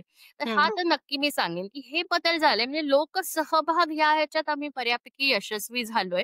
पण नदी पुनरुज्जीवन अजून तो खूप मोठा टप्पा किंवा पल्ला गाठायचा आहे आम्हाला त्यात. आणि मी कॉन्फिडंट आहे, की तुम्ही नक्कीच गाठाल बिकॉज आय थिंक थेंबे थेंबे तळे साचे. लोकं आता जुडली आहेत. तुम्ही स्टार्ट केलेत तेव्हा काहीच व्हॉलंटिअर्स होतात. पण आता you are a big team आणि ह्या चॅनलच्या मार्फत पण मी प्रेक्षकांना सांगू इच्छिते, जर तुम्ही पुण्यात आहात आणि तुम्हाला हे कॉज तुमच्या जवळचं वाटत असेल, तर प्लीज जीवित नदीला जॉइन व्हा आणि कुठलातरी नदीचा व्हॉट व्हॉट डिड यू से? नदीचा how do you adopt the नदी? हां, नदीचा किनारा अडॉप्ट करा, असं मी प्रत्येकाला एन्करेज करेन. बिकॉज अनलेस जसं ताई म्हणाल्या, जोपर्यंत सिटिझन्स जॉइन होणार नाहीयेत, तोपर्यंत ही मोठी चळवळ आय थिंक गव्हर्नमेंटच्या पण लक्षात येणार नाहीये आणि बदल घडायला कॉन्ट्रिब्यूट करण्यासाठी आय थिंक तुम्ही सर्वांनी याला साथ द्या, असं मी नक्की एन्करेज करेन. विथ दॅट ताई आय थिंक आपण जीवित नदीबद्दल खूप बोललो आणि खूप छान वाटलं ऐकून तुमच्या प्रत्येक उपक्रमाबद्दल. आणि जसं मी म्हटलं नेक्स्ट टाईम मी जेव्हा पुण्यात असेल आणि असं काही तुमच्या शिबिर असतील तर मला आणि सूचकला नक्की जॉइन करायला आवडेल. अ, मी तुमच्याबद्दल जेव्हा वाचत होते, तेव्हा माझ्या लक्षात आलं ह्याच्या व्यतिरिक्त तुम्ही अजून प्रोजेक्टशी जुळला आहात. राइट? फॉर एक्झाम्पल तुम्ही ब्राउन लीफ एक प्रोजेक्ट चे क्रिएटर आहात. सो तुम्हाला त्याबद्दल सांगायला आवडेल आणि आय थिंक मिशन सिटी चक्र if I am not mistaken. तर येस. त्याबद्दल पण आम्हाला तुमच्या तोंडून ऐकायला आवडेल. हे 2 प्रोजेक्ट्स काय आहेत? आणि आम्ही त्यामध्ये पण कसे सहभागी होऊ शकतो? नक्की, नक्की. ब्राउन लीफ असंच आहे. इकॉलॉजिकल सोसायटीचा कोर्स केल्यावर मी जे म्हणलं ना, की काही गोष्टी खूप खुपायला लागल्या. त्यातलं हे होतं, की वाळलेली पानं जी जाळली जातात आपल्याकडे, तर त्याच्याबद्दल मला खूप वाईट वाटायचं, की ती पानं जैविक आहेत, ती कुजून परत मातीत जाणार आहेत, जाळायची कशाला? असं मनापासून मला वाटत होतं. आणि पानगळीचा जो काळ असतो म्हणजे साधारण ऑक्टोबरच्या मध्यापासून पानगळ होऊन एप्रिलपर्यंत चालू राहते आणि त्यावेळी आपण सगळीकडे बघतो, की पानांचा ढीग केला जातो आणि जाळून टाकली जातात. आणि मग त्याबद्दल काहीतरी करावं अशी माझी खूप इच्छा होती. आणि ते 2016 मध्ये फायनली मला त्याचं थोडंसं उत्तर सापडलं, की काय करता येईल आपल्याला. तर मी जिथे राहते तिथे आमच्या आवारामध्ये एक वावळ म्हणून जो झाड असतं खूप मोठं ते झाड आहे. खूप जुनं झाड आहे. आणि असंच होतं, की 6 महिने त्याचा तो हिरवा पसारा खूप छान असतो. खूप पक्षी तिथे दिसतात. पण ते नंतरचे 6 महिने मात्र खूप मोठं हे असतो, की त्या वावलच्या आधी पानगळ होते आणि मग त्याच्या ज्या पापड्या असतात त्या पडतात. आणि मग हं, त्याचं काय करायचं? मग एक 15 सालपर्यंत आम्ही तेच करायचो, की आमच्या इथे मावशी ज्या झाडतात आवार, त्या असा ढीग करायच्या आणि मग त्यांना सांगितलं होतं, की तो ढीग मोठा झाला, की तो जाळून टाकायचा. हं, हं. मला हे जे अस्वस्थ करत होतं, मी ठरवलं निदान आपल्या आवारात तरी हे आपण बंद करू, की जिथे आपल्या हातात आहे हे. मग मी ते मावशींना सांगितलं, की तुम्ही ढीग करून ठेवा, पण जाळू नका मात्र. आणि मग एक महिना झाला असेल आणि मग त्या आल्या माझ्याकडे, की "हो ताई, तो तर ढीग खूप मोठा झालाय. आता लोकं तक्रार करायला लागतील. काय करायचं? म्हणजे तुम्ही करणार तरी काय आहात त्या पानांचं?" आणि गंमत अशी होती, मलाही माहिती नव्हतं, की त्याचं काय करायचं. माझा तेव्हा विचार एवढाच होता, की ती कुजून मातीत जाणार आहेत, कशाला जाळायची. मग मी आपलं काय आपली WhatsApp युनिव्हर्सिटी आहेच ना हल्ली, की काही शंका आली की तिथे. मग मी जिथे-जिथे ग्रुपवर होते त्या ग्रुपवर टाकला मेसेज, की माझ्याकडे खूप वाळलेली पानं आहेत आणि त्याचं काय करता येईल? मग बरेच मला त्याला रिप्लाय आले आणि त्यातला एक मला खूपच इंटरेस्टिंग वाटला. तर पुण्यामध्ये सुजाता नाफडे म्हणून आहे. तिचा हं, हं. तो मेसेज होता आणि तिने मला असं हे केलं ऑफर दिली म्हणजे तिने, की तुझ्या झाडाची जेवढी पानं गळतील, ते प्रत्येक पान मी घेऊन जाऊ शकते. वाह! मला हे फारच इंटरेस्टिंग वाटलं, कारण माझ्यासाठी तो ढीग म्हणजे असं त्या डोळ्यासमोर सतत हे होतं, की त्याचं काय करायचं? मग मी लगेच जवळच्या किराणा मालाच्या दुकानातनं 5 पोती आणली, ती पानं त्या पोत्यात भरली आणि तिला सांगितलं, की "ती ठेवली आहेत तुझ्यासाठी." दुसऱ्या दिवशी ती लगेच आली आणि ती पानं कार घेऊन आली. कारच्या डिक्कीमध्ये ती पोती घेऊन गेली. मला फारच कुतूहल वाटलं. म्हटलं, "अरे, ही माझ्यासाठी ही हं. डोकेदुखी आहे पानं आणि ही ऑल द वे 9 ते 10 किलोमीटर आली कार घेऊन आणि घेऊन गेली. ती करते तरी काय या पानांचं?" मग मी ते जेव्हा बघायला गेले तेव्हा लक्षात आलं, की तिची जी बरोबर. राहते त्या भागाचा बंगल्यांची ती हे सोसायटी आहे. आणि तिला जेव्हा लक्षात आलं, की आपण जी भाजीपाला जो आपण आणतो बाजारातनं, तर त्याच्यात बरीचशी कीटकनाशकही त्याच्यावर फवारलेली असतात. ते वाढायला म्हणून जमिनीमध्ये खतं असतात आणि या सगळ्यामध्ये जे आपण टॉक्सिन फ्रीचं हे मी म्हटलं जीवित नदीचं तसंच आहे, की ह्यामध्ये अनेक घातक रसायनं त्या खतांमध्ये असतात, कीटकनाशकांवर असतात. मग हे तिला जेव्हा कळलं तेव्हा तिने ठरवलं, की आपल्या कुटुंबासाठी तरी आपण आपला भाजीपाला पिकवायचा, आणायचाच नाही बाहेरनं. आणि मग ती, तिचा भाऊ आणि तिचा दीर ते शेजारी-शेजारीच राहतात. तर या 3 कुटुंबांना पुरेल एवढा आपण पिकवायचा अशी तिने सुरुवात केली. आणि त्यासाठी तिच्या घराच्या शेजारीच तिचाच एक तिचीच जमीन होती प्लॉट म्हणजे तो रिकामाच होता. मग तिने ठरवलं त्याच्यावरच आपण शेती करायची. पण गडबड अशी झाली होती, की जेव्हा बाकी बंगल्यांचं बांधकाम झालं, तेव्हा ते बिल्डरनी सगळा राडा-रोडा बांधकामाचा त्या प्लॉटमध्ये टाकला होता. तो रिकामा होता म्हणून. आणि त्यामुळे तिथे ना असं माती अशी काही उरलीच नव्हती. जिथे बघावं तिथे तो मुरूम आणि हे सगळं होतं पडलेलं. हं, हं. मग आता हा ऑर्गॅनिक मॅटर जो होता, तो कसा हे करायचा? तर तीही पानं, वाळलेली पानं वापरून तो ते तयार करत होती. कारण माती आणणं हे काही हे नाहीये कारण म्हणजे पर्यावरणाच्या दृष्टीने बरोबर नाही. दुसरीकडनं उकरून आणणं, विकत घेणंही शक्य नाहीये आर्थिकदृष्ट्या. मग ती वाळलेली हो. पानं वापरून ती तो ऑर्गॅनिक मॅटर हे करत होती. आणि तिथे मी पाहिलं तेव्हा ती 5 पोती पानं जी मला भयंकर मोठी हे वाटली होती समस्या, तिथे तिची अशी ती कुठल्या कुठे जिरून गेली होती त्या मातीमध्ये. मग माझ्या लक्षात आलं, की ती तर म्हणली हं, होती, की हं. प्रत्येक पान मी घेऊ शकते. मी अगदी प्रत्येक पान माझ्या झाडाचं गळलेलं तिला दिलं असतं, तरी तिची गरज खूप मोठी जास्ती होती. ते पुरणार नव्हतं माझी पानं. हो. आणि मग तिच्यासारखंच मी आणखी बागकाम करणाऱ्यांशी जेव्हा बोलायला लागले, तेव्हा माझ्या लक्षात आलं, की जरी वर्षातले 6 महिने आपलं शहर ऑलमोस्ट पानात बुडून गेलेलं असतं, तरी ह्या लोकांना पानं कुठून आणायची हा खूप मोठा प्रॉब्लेम आहे. स्पेशली गच्चीवर बागकाम करणारे तर मातीच्या बरोबरीने पानं वापरतात किंवा काही लोकं तर माती विरहित पूर्णपणे फक्त वाळलेली पानं हो, आणि हो, हो. स्वयंपाकघरातला कचरा वापरतात. त्यांची त्यामुळे कंपोस्ट. गरज खूप बरोबर. आहे पानांची. पण आपल्याकडे पानं ही कचरा समजली जात असल्याने कुठेही पानांचा ढीग दिसला, की त्याच्यात वाट्टेल तो कचरा टाकला जातो. थुंकणं हे तर अगदीच सहज हे आहे. पण डायपरपासून काहीही तुला पानांमध्ये त्या मिळू शकतं. तर त्यामुळे वाळलेली पानं अशा आणि एकतर रस्त्याच्या कडेने ती उचलणं सगळ्यांना ते कम्फर्टेबल आहे आणि अनेक लोकं तेही करायचे. म्हणजे हॅट्स ऑफ टू देम. पण त्यामुळे getting garbage free dry leaves in a respectable manner was a challenge. जरी पानं उपलब्ध असली तरी कचरा विरहित हं. पानं मिळणं हे खूप मोठं आव्हान होतं. मग माझ्या लक्षात आलं, की म्हणजे माझ्यासारखी लोकं पुण्यात आहेत, ज्यांच्याकडे खूप वाळलेली पानं आहेत आणि ज्यांना काय करायचं कळत नाहीये आणि सुजातासारखी लोकं आहेत, की ज्यांना ती पानं हवी आहेत, पण त्यांना अगदी. पानं मिळत नाहीये. मग म्हणलं हे आपलं अर्थशास्त्रातलं झालं ना, की पुरवठा आणि मागणी दोन्ही आहे. एकाच हो. शहरामध्ये आहे. मग फक्त ते 2 लोकं एकमेकांना ओळखत नाहीयेत. म्हणलं त्यांच्यासाठी मी जर एक कनेक्टिंग लिंक झाले, ती तयार मी करू शकले, की या प्रकारचे लोकं येतील आणि ते एकमेकात देवाण करतील. आणि त्यामुळे brown leaf is a connecting forum, की जिथे हे लोकं एकमेकांशी संवाद साधू शकतात. आणि पहिल्याच वर्षी 10,000 पोती पानं अशी देवाण-घेवाणीतनं हे झाली.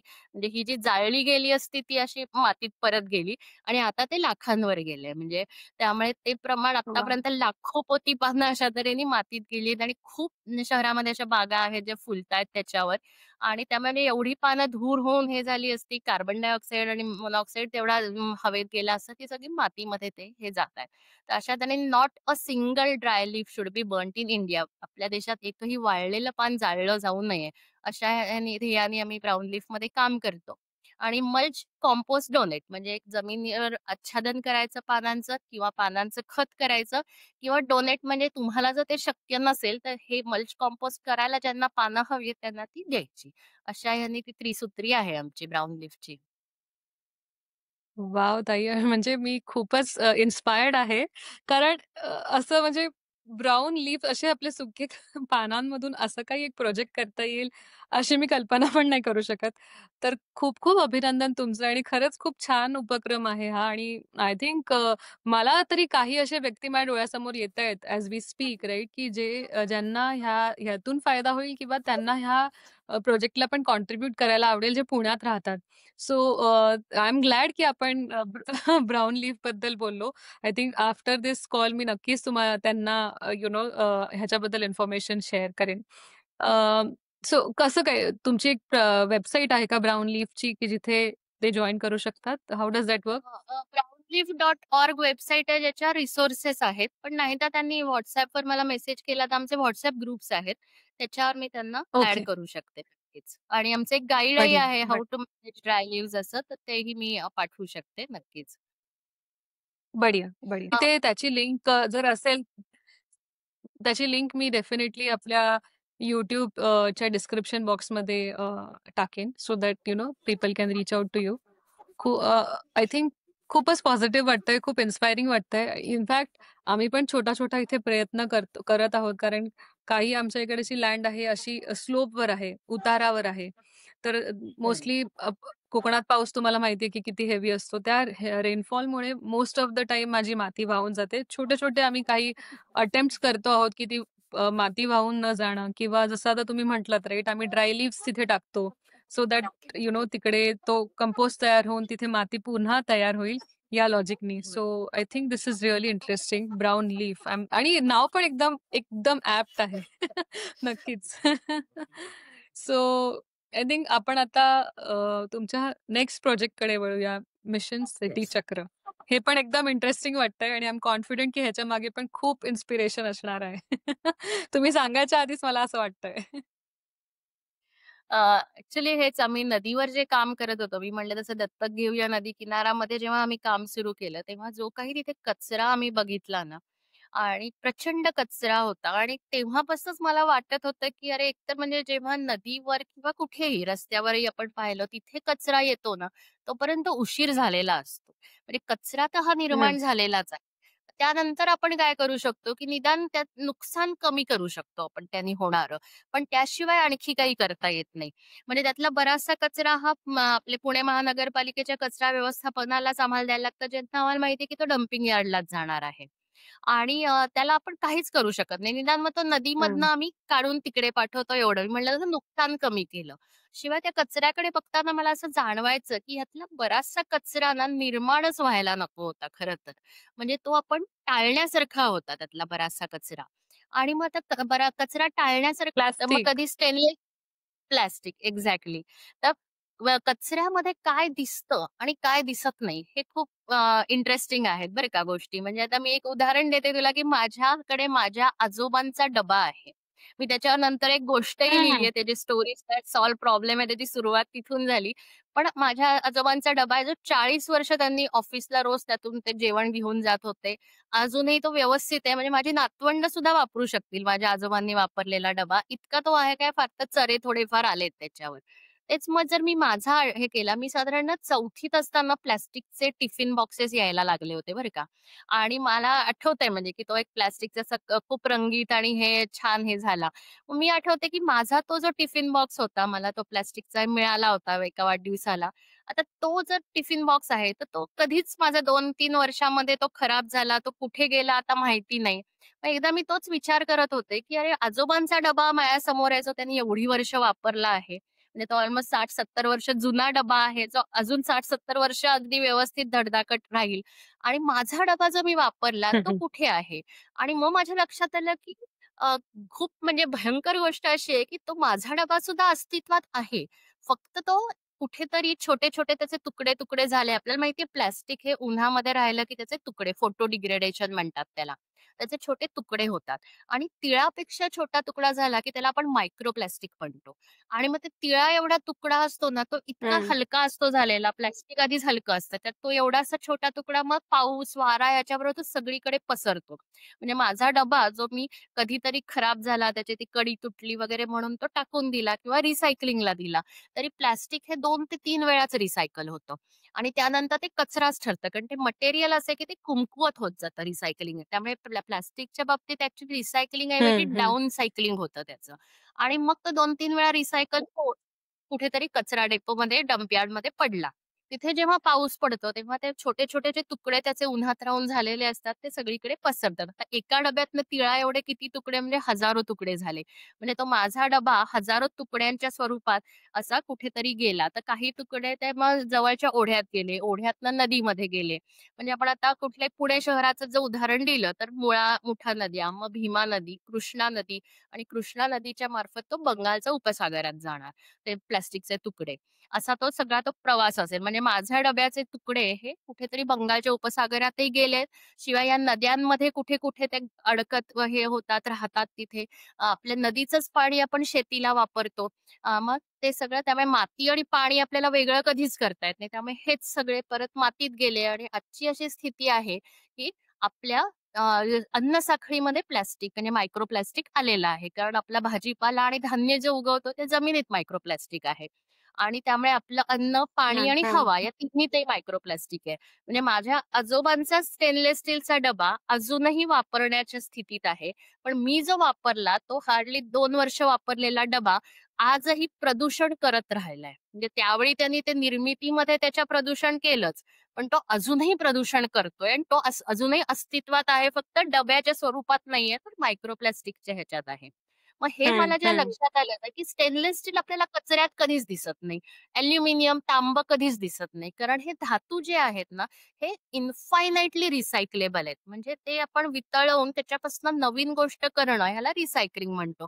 आणि हे कितीही वेळा करता येऊ शकतं. कारण त्याचं जे मटेरियल आहे त्याचं हे दर्जा तोच राहतो. त्यामुळे व्हर्जिन हं, मेटल आणि आपण रिसायकल मेटल ह्याच्या दर्जामध्ये काही फरक नसतो. त्यामुळे तू कितीही वेळा स्टेनलेस स्टीलचं म्हणजे माझ्या आजोबांच्या डब्याचं उद्या जर असं वाटलं, की अरे आता खूप वर्ष वापरला, आपण रिसायकलिंग करू. तर त्याच्या रिसायकलिंग कसं त्याच क्वालिटीचा डबा परत करता येईल, जे प्लास्टिकच्या बाबतीत होत नाही. आणि त्यामुळे मग असं आहे, हं. की एखादं हे जर तुमचं कुजून जमिनीत परत जाणार असेल, जसं पक्षी घरटी करतात. घरट्याने कधी कचरा निर्माण होत नाही. कारण ते घरटं हळू पडतं, खिळखिळं होऊन पडून जातं. त्यातली सगळी जी मटेरियल पक्ष्यांनी वापरलेली असतात, ती जमिनीमध्ये परत जातात. तर तसं ते हं. जमिनीत परत जाणारं म्हणजे मातीत परत जाणारं कुजून असेल तर चालेल. ज्याला वेट वेस्ट म्हणतो आपण. आणि दुसरं म्हणजे, की ते इन्फायनाइटली रिसायकल म्हणजे चक्राकार व्यवस्थेचा भाग पाहिजे. म्हणजे मिशन सिटी चक्र, तर चक्र हे ते आहे, की आलं लक्षात. चक्र ओके. निसर्गामध्ये जशी चक्राकार व्यवस्था आहे, की ज्यामुळे कचराच निर्माण होत नाही, तशी चक्राकार व्यवस्था जर आपण शहरात निर्माण केली, तर आपण कचरा कमीच करू शकतो. आणि म्हणजे कचरा निर्माण करायचा आणि मग आता ह्याचं व्यवस्थापन कसं करायचं हे बघण्यापेक्षा कचरा निर्माणच कमी कसा होईल, हे बघायचं. आणि मग त्यासाठी तो मटेरियलचा विचार करायचा, की कुठलं मटेरियल मग मी जे मटेरियल वापरतेय ते कुजून मातीत जाणारं आहे का? किंवा निदान ते कितीही वेळा रिसायकल करता येण्यासारखं आहे का? असं जर मटेरियल असेल तर ते चक्राकार व्यवस्थेचा भाग आहे आणि मग त्याच्यामुळे कचरा होणार नाहीये. आणि त्यामुळे अशा हं. प्रकारचं मटेरियल कसं जास्तीत जास्त वापरता येईल. आणि मग ह्यात आम्ही हे केलं, की तोच म्हणजे नदीवरचा जो कचरा दिसतो तो तिथे येऊच द्यायचा. ते मुळाशीच तो कमी करायचा. आणि मग त्या अशा ह्यानी मिशन सिटी चक्र म्हणजे माझ्या जीवित नदीचं काम करताना जी अस्वस्थता होती कचऱ्याबद्दल, त्यातून ते मिशन सिटी चक्राचं कुठेतरी हे मूळ झालं. आणि मग त्यातही माझ्या असं लक्षात आलं, की परत हे आहे, की 60 ते 70 लाख लोकसंख्या असलेलं माझं शहर आहे.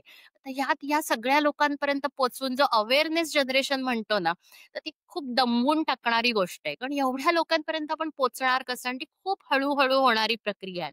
मग मला त्यात असं लक्षात आलं, की मी एक पॉलिसी मेकर आहे. आपण सगळे पॉलिसी मेकर आहोत, की माझ्या घरात काय जसं मी म्हणलं, की माझ्या घरात हो. फरशी पुसायला मी काय द्रावण वापरणार हे पूर्णपणे माझ्या हातात आहे. पण माझा प्रभाव किती लोकांपर्यंत तर माझ्या घरातले 3-4 लोकं, थोडेसे माझे मित्र-मैत्रिणी, नातेवाईक जर माझं ऐकू शकतील असं. 10 लोकांपेक्षा जास्ती लोकांना मी काही फार कन्व्हिन्स करू शकत नाही.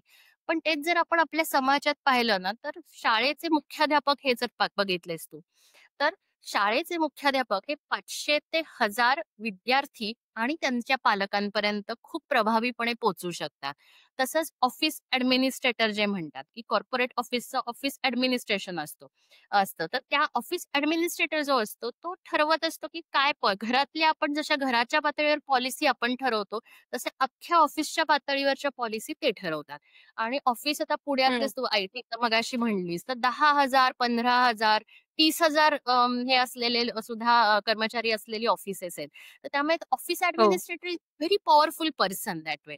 मग मला असं हे झालं, की आपण ह्या 60 ते 70,000 लोकांपर्यंत न पोहोचता आपण ह्या अशा एस्टॅब्लिशमेंट्स ज्याला म्हणतो, की शाळा, मग 1200 शाळा पुण्यात आहेत. मग आपण 1200 प्रिन्सिपल म्हणजे 1200 मुख्याध्यापकांबरोबर जर आपण हे केलं, तर ऑलमोस्ट हे आपण की 30 लाख लोकांपर्यंत पोहोचू शकतो. कारण त्यातनं एवढे लाख मुलं गुणिले 2 म्हणजे त्यांचे पालक एवढ्या यांच्यापर्यंत आपण बरोबर. मुख्याध्यापकांच्या थ्रू पोहोचू शकतो. मग 1200 मुख्याध्यापक हे त्या मानाने हे. मग आपण काय करायचं तर काही पॉलिसीज अशा करायच्या, की जसं शाळेचा गणवेश असतो, तसंच शाळेमध्ये स्टील टिफिन आणि स्टील वॉटर बॉटल सपोज आपण कंपल्सरी केली, की शाळेचा जसा गणवेश आहे तसा आमच्या शाळेत स्टीलचा डबा आणि स्टीलची बाटलीच वापरायची, असा जर नियमच केला आणि प्लास्टिकचा डबा आणि प्लास्टिकची बाटली वापरायचीच नाही, असाच जर ठरवलं, हं. तर काय होईल असा आम्ही विचार केला. आणि दुसरं म्हणजे आपण जी पाठ्यपुस्तकांना कव्हर घालतो. तर त्यात सुद्धा हो, पाहिलंय, की आता लहानपणी आम्ही काय करायचो, की वर्तमानपत्राची कव्हर घातली जायची. हो. आता त्यात सुद्धा प्लास्टिक आलेलं आहे, की आयदर प्लास्टिक असतं किंवा प्लास्टिकचा थर असलेला कागद असतो. आता असं आहे, की हो. तो तर इतका विरोधाभास आहे, की आपण ते एकच वर्ष, एक शैक्षणिक वर्ष एवढं त्या पुस्तकाचं आयुष्य आहे आणि त्याला संरक्षण म्हणून घातलेलं कव्हर पुढची काही हजार वर्ष कचरा म्हणून या पर्यावरणात राहणार आहे. मग ह्याची आणि ती तर 6 पुस्तकं कमीत कमी असतात विषय. म्हणजे हां. हे 10 एक लाख विद्यार्थी धरले, तर 10 गुणिले 6 एवढी कव्हर्स दरवर्षी कचरा म्हणून जातायत. मग हा तर पूर्णपणे टाळता येण्यासारखं आहे. मग आम्ही असं हे केलं, की मुख्याध्यापकांशी बोललो आम्ही. पहिल्यांदा एक 3 मुख्याध्यापकांची चर्चा केली यावर जाऊन, की हे ते करू शकतात का? ते खरंच पॉलिसी मेकर आहेत का? हे आम्ही आधी हे केलं आणि मग त्यांना अशी हे केली, की आपण जर स्टीलचा डबा आणि स्टीलची बाटली ही कंपल्सरी आहे आणि तसंच आमच्या शाळेमध्ये प्लास्टिक किंवा प्लास्टिकचा थर असलेली कागदी कव्हर चालणार नाहीत. कव्हर घालूच नका किंवा घालायचं असेल तर कागदाचं, साध्या कागदाचं घाला. असे 3 नियम आपण शाळेच्या पातळीवर आणू शकतो का? आणि मग त्याला आम्हाला मुख्याध्यापकांचा खूप छान आणि उत्स्फूर्त प्रतिसाद मिळाला. कारण मुख्याध्यापकांमध्ये हे मायक्रो प्लास्टिक पोल्युशन आणि ह्याचा खूप अवेअरनेस आहे हे आमच्या लक्षात आलं. म्हणजे आम्ही त्यांना अशी काही नवीन माहिती वाह! काही देत नव्हतो. काही ठिकाणी हं, गांभीर्य हं. तेवढं त्यांना माहीत नव्हतं. पण त्यांनी त्यांच्याकडनंही वाचन केलं आणि आम्हाला सगळ्यांचं हे आलं, की आपण हा नियम करू शकतो. आणि मग अशा तऱ्हेने आम्ही आता 500 शाळांचा टप्पा आम्ही हे केलाय आणि त्यातल्या 114 शाळांनी वाह! नियम केले. काहींनी तशी प्रतिज्ञा घेतलीये. बऱ्याच ठिकाणी अंमलात आलंय, पण नियम अजून होतोय. आम्ही नियम अशा ह्यानी की मग उद्या मुख्याध्यापक बदलले ना, तरी ह्या गोष्टी ते चालू राहिल्या पाहिजेत. कंटिन्यू. म्हणून बरोबर. गणवेशासारखं 3 नियम करा आणि ही सुरुवात आहे. हा पहिला टप्पा आहे. हे मुद्दाम 3 प्रॉडक्ट्स असे घेतले, की ज्यात मुलांच्या आरोग्याचाही खूप मोठा संबंध आहे. कारण हे 3 प्रॉडक्ट्स सतत मुलांच्या सानिध्यात आहेत, की 5 ते 15 हं, एवढ्या वर्ष मुलं रोज त्या डब्यातनं खाणार आहेत अन्न, रोज त्या बाटलीतनं पाणी पिणार आहेत आणि आपल्याला माहिती आहे, की प्लास्टिकमध्ये अत्यंत घातक रसायनं असतात. म्हणजे जे मी मगाशी म्हणलं, की टॉक्सिन फ्री लाईफस्टाईल जे जीवित नदीचं करतो, तर तशी कार्सिनोजेनिक आणि एंडोक्राईन डिस्टर्बटर्स म्हणजे आपल्या हार्मोन्समध्ये गडबड करणारी ती आहेत आणि तो खूप गंभीर आहे. एंडोक्राईन डिस्टर्बटर्स ही खूप गंभीर समस्या आहे आणि त्यामुळे एवढी वर्ष मुलांच्या मायक्रोप्लास्टिक ते पोटात जातंय, रसायनं ती पोटात जातायत. अत्यंत घातक आहे. म्हणजे एक आई म्हणून आपण हे करतो, की रोज सकाळी उठून डबा करून देतो मुलांना. मग त्यांना तो चौरस आहार मिळाला पाहिजे हे आणि हे सगळं केलेलं एवढं काळजीपूर्वक प्लास्टिकच्या डब्यात घातलं, की संपलं. कारण त्यात बरीचशी म्हणजे आपण साधं हे असतं, की हं. पोहे आपण खातोय. ते प्लास्टिकच्या डब्यात तर चमच्यानी जेव्हा खातो, तर चमचा जो घासतो प्लास्टिकवर, त्यानी सुद्धा मायक्रोप्लास्टिक येतं आणि आत्ताच मायक्रोप्लास्टिक आपल्या शरीरात मिळायला लागलेलं आहे. रक्तामध्ये मिळतंय, आपल्या मेंदूमध्ये मिळतंय, हो. प्लासेंटामध्ये आणि आईच्या दुधातही मिळतंय. मग असंच आहे, की हे आहे तसंच चालू राहिलं, तर पुढे काय होणार आहे? म्हणजे तो जो नळ सोडल्यासारखं आहे, की प्लास्टिक प्रॉडक्ट्स रोज येतायत आणि कचरा म्हणून ते इथे कुठे जाणार नाहीयेत, ते इथेच राहणार आहेत. तर त्यामुळे तो नळ बंद करायचा. मग त्यातलं मुख्याध्यापकांबरोबरचं काम हे खूप मोठं आहे, की हा नळ बंद करायचं आहे आणि या 3 गोष्टींपासून सुरुवात केली ना, की बाकी ठिकाणी तो अवेअरनेस आपोआप येतो. कारण मग ते तो विचार करतात. मग अनेक शाळांनी पेपर कप्स त्यांच्याकडे होते ते बंद केले. आणि तिथेही समस्या वाह! तीच आहे. बऱ्याच गोष्टीतलं प्लास्टिक मग तो डोळसपणा आपोआप येतो एकदा चर्चा सुरू झाली की. तर त्यामुळे शाळा हे खूप मोठं सेगमेंट आहे. आता 50 कॉर्पोरेट ऑफिसेस बरोबर काम करतोय. तर तिथेही असंच आहे, की मुळात म्हणजे सिंगल यूज प्लास्टिक तर सगळ्यात हे आहे, की तुम्ही वापरता आणि हार्डली 5 मिनिटामध्ये ते कचरा होतं आणि ते जात नाही कुठे. ते इथेच राहणार आहे. आणि मग हा हं, अवेअरनेस हे हं. करायचा आणि मग कुठलाही नियम करायचा, पण त्याबरोबर तो नियम का करतोय हे लोकांपर्यंत पोहोचवायचं. म्हणजे नुसता लादला नियम तर मग त्याचं हे कळत नाही. तर त्यामुळे मग आम्ही शाळांमध्ये सुद्धा करतो तेव्हा विद्यार्थ्यांशी बोलतो, पालकांशी बोलतो आणि शाळा हा प्लॅटफॉर्म खूप चांगला ठरतो, की एवढ्या मुलांपर्यंत आम्ही थेट पोहोचू शकतो आणि मग त्यांच्यापर्यंत हे करून का आपण हे करतोय हे पटवायचं आणि मला सांगायला खूप छान वाटतं, की कुठल्याही पालकांकडनं तक्रार आलेली नाहीये, की आम्हाला का स्टीलचा डबा वापरायला लावताय? का स्टीलची बाटली? कारण हे मुख्याध्यापकांच्या थ्रू त्यांच्यापर्यंत इतका ताकदीने तो सगळा पोहोचलेलं आहे. संदेश गेलेला आहे. आणि खूप म्हणजे हे आहे ऑफिसेसमध्ये सुद्धा असं होतं, की बऱ्याच वेळा ना असं नसतं, की त्यांना करायचं नसतात गोष्टी. लक्षातच येत नाही, की अरे तो जो मटेरियल अवेअरनेस आहे ना, आपल्याकडे असा कचरा म्हणून आपण असं एकत्रित त्याच्याकडे बघतो. पण कचऱ्यामध्ये मटेरियल्स ही वेगवेगळी आहेत. प्रत्येक मटेरियलला स्वतःचा गुणधर्म आहे आणि त्या गुणधर्मावर अवलंबून आहे, की तो कचरा ठरणार आहे का नाही. तर तो हं. डोळसपणा एकदा आला ना, की खूप गोष्टी सहज होतात. तर काही ठिकाणी फक्त त्यांना तो एक थोडासा काय म्हणतात ट्रिगर द्यायची गरज असते. पण हं, मिशन हं. सिटी चक्रचं ते काम आहे. ह्या इंटरमिजिएट पॉलिसी मेकर जे आपल्या समाजात आहेत, तर त्यांच्याबरोबर काम करायचं आणि त्यांना जाणीव करून द्यायची, की तुमच्याकडे ही क्षमता आहे. म्हणजे मुख्याध्यापकांच्या बाबतीत तर असं होतं, की अनेकांची अशी प्रतिक्रिया होती, की "अरे, हे आम्हाला लक्षातच नव्हतं. प्लास्टिक हा प्रॉब्लेम आहे मला माहीत होतं आम्हाला, पण आपण हे आम्ही असं करू करू शकतो शकतो. किंवा हं. आपल्याला हे शक्य आहे एवढा मोठा बदल करणं, हे कळलंच नव्हतं असं." तर त्यामुळे तो एक आहे आर्थिकदृष्ट्याही आम्ही तेही सांगतो, की प्लास्टिकचा डबा ना आम्ही मुलांनाच विचारतो, की "किती वर्ष टिकतो तुमचा?" मग असं आमच्या लक्षात आलं सरासरी 2 वर्ष कितीही चांगला वापरला तरी टिकतो. पाण्याची बाटली तर ऑलमोस्ट दरवर्षी घ्यायला लागते. तर त्यामुळे एक 1ली ते 10वी एवढा जर आपण विचार केला, तर कुठलंही मूल 5 ते 6 प्लास्टिकचे डबे आणि ऑलमोस्ट 10 प्लास्टिकच्या बाटल्या वापरणार आहे. वाटतं. आणि ते एक त्याचा स्टीलचा केला, की मी नेहमी माझ्या ह्याच्यात दाखवते, की ही स्टीलची बाटली मी गेली 10 वर्ष वापरते. त्याच्यावर थोडे पोचे आलेत, पण बाकी काही तिला झालं नाहीये. तर त्यामुळे आर्थिकदृष्ट्या असं म्हणजे तोही एक हे आहे, की आर्थिकदृष्ट्या स्टील ॲक्चुअली स्वस्त पडणार आहे. जरी तो घेताना तुम्हाला वाटलं, की थोडंसं महाग आहे असं. महाग आहे. तर हं, त्यामुळे हं. असंही आम्ही ते सांगतो, की एकदा ते आणलत, की ते मूल शाळा, कॉलेज, ऑफिसला सुद्धा वापरू शकेल. माझ्याकडे माझ्या शाळेचा डबा मी वापरते. तोही मी दाखवते तिथे, की तो अजूनही व्यवस्थित वापरण्याच्या ह्याच्यात आहे. मग जेव्हा कधीतरी तो प्लास्टिकचा सोडून स्टीलचा आणला गेला, तो अजूनही चालू आहे. तर त्यामुळे हं. अशा आणि ते माझ्या आजोबांचा डबा वगैरे सारखे आम्ही मग ते मुख्याध्यापकांच्या मार्फत आता कोविड नंतर WhatsApp ग्रुप्स सगळ्यांचे आहेत शाळांचे, बरोबर. पालकांचे. मग हं. त्याच्यावर ही सॉफ्ट मटेरियल पाठवत राहतो. की वेगवेगळ्या तऱ्हेने गोष्टीच्या स्वरूपात असेल, काही लेखांच्या स्वरूपात असं तो एक हे सतत करत राहायचा. म्हणजे मग त्यांच्या घराच्या लेव्हलवर सुद्धा या गोष्टी मग चालू राहतात. मग नुसतं शाळेचा डबा आणि हे राहत नाही त्याच्यापुरतं मर्यादित. बाकी गोष्टीतही त्यांच्या त्या आपोआप हे येत जातात. मग घरातलं आपलं गाळणं असतं, ते प्लास्टिक. हं. परत त्यातनं तर असा उकळता चहा पण होणार. मग ते किती हो. मायक्रो प्लास्टिक म्हणजे नुसता चहा पीत नाही आपण. बरंच काही त्याच्यावर बरोबर जात असतं. आपण जो भाज्या चिरायला वापरतो, कटिंग बोर्ड असतो, तो सुद्धा प्लास्टिकचा असेल, तर त्यातनंही मायक्रो प्लास्टिक आपल्या पोटात रोज जातंय. मग हे छोटे-छोटे बदल आहेत, त्याचं एक गाईड आम्ही तयार केलंय, की हा जो आपण सगळेजण जे पॉलिसी मेकर आहोत, घराच्या पातळीवर काम करणारे, तर आपण काय-काय गोष्टी करू शकतो असं. तर त्याचंही एक गाईड आहे. त्याची मी लिंक पाठवतेच. तर त्यामुळे असा तो प्लीज. मिशन सिटी चक्र प्रकल्प सेंटर फॉर सस्टेनेबल डेव्हलपमेंट आहे. गोखले अर्थशास्त्र आणि राज्यशास्त्र संस्था जी आहे, त्याच्या अंतर्गत हा प्रकल्प सुरू आहे. वॉव! आय थिंक तुम्ही लिंक ही नक्की शेअर करा बिकॉज हे जसं तुम्ही म्हणालात हे छोटेसे बदल आहेत. जसं प्लास्टिकचा डबा स्विचिंग टू स्टील डबा किंवा बाटली आपण स्टीलची बाटली वापरतोय शाळेत. अ, म्हणजे ऐकायला हे सोपे बदल वाटतात, पण काय होतं बऱ्याचदा असं होतं ना, की मार्केटमध्ये आपण जातो तेव्हा असे लहान मुलांना आकर्षित करण्यासाठी डबे पण आता त्यांच्या कार्टून असलेले फेव्हरेट कार्टून असलेले डबे बनवले जातात. पण आय थिंक जर आपण विथ राइट मेसेज त्यांच्यापर्यंत जर पोहोचवलात, तर आय थिंक खूप मोठा बदल घडला आहे ऑलरेडी आणि अजूनही घडू शकतो. हे गाईड पण तुम्ही द्या, कारण बऱ्याचदा असं होतं, की लोकांना चेंज करायचा असतो, पण नक्की मग आता मी स्विच कशाला करू? हाही प्रश्न पडतो, की अच्छा मी हे बंद करायचं, पण नक्की मग मी काय करू? जसं तुम्ही छान उदाहरण दिलं, की फरशी पुसायचं how I can switch to vinegar for example right?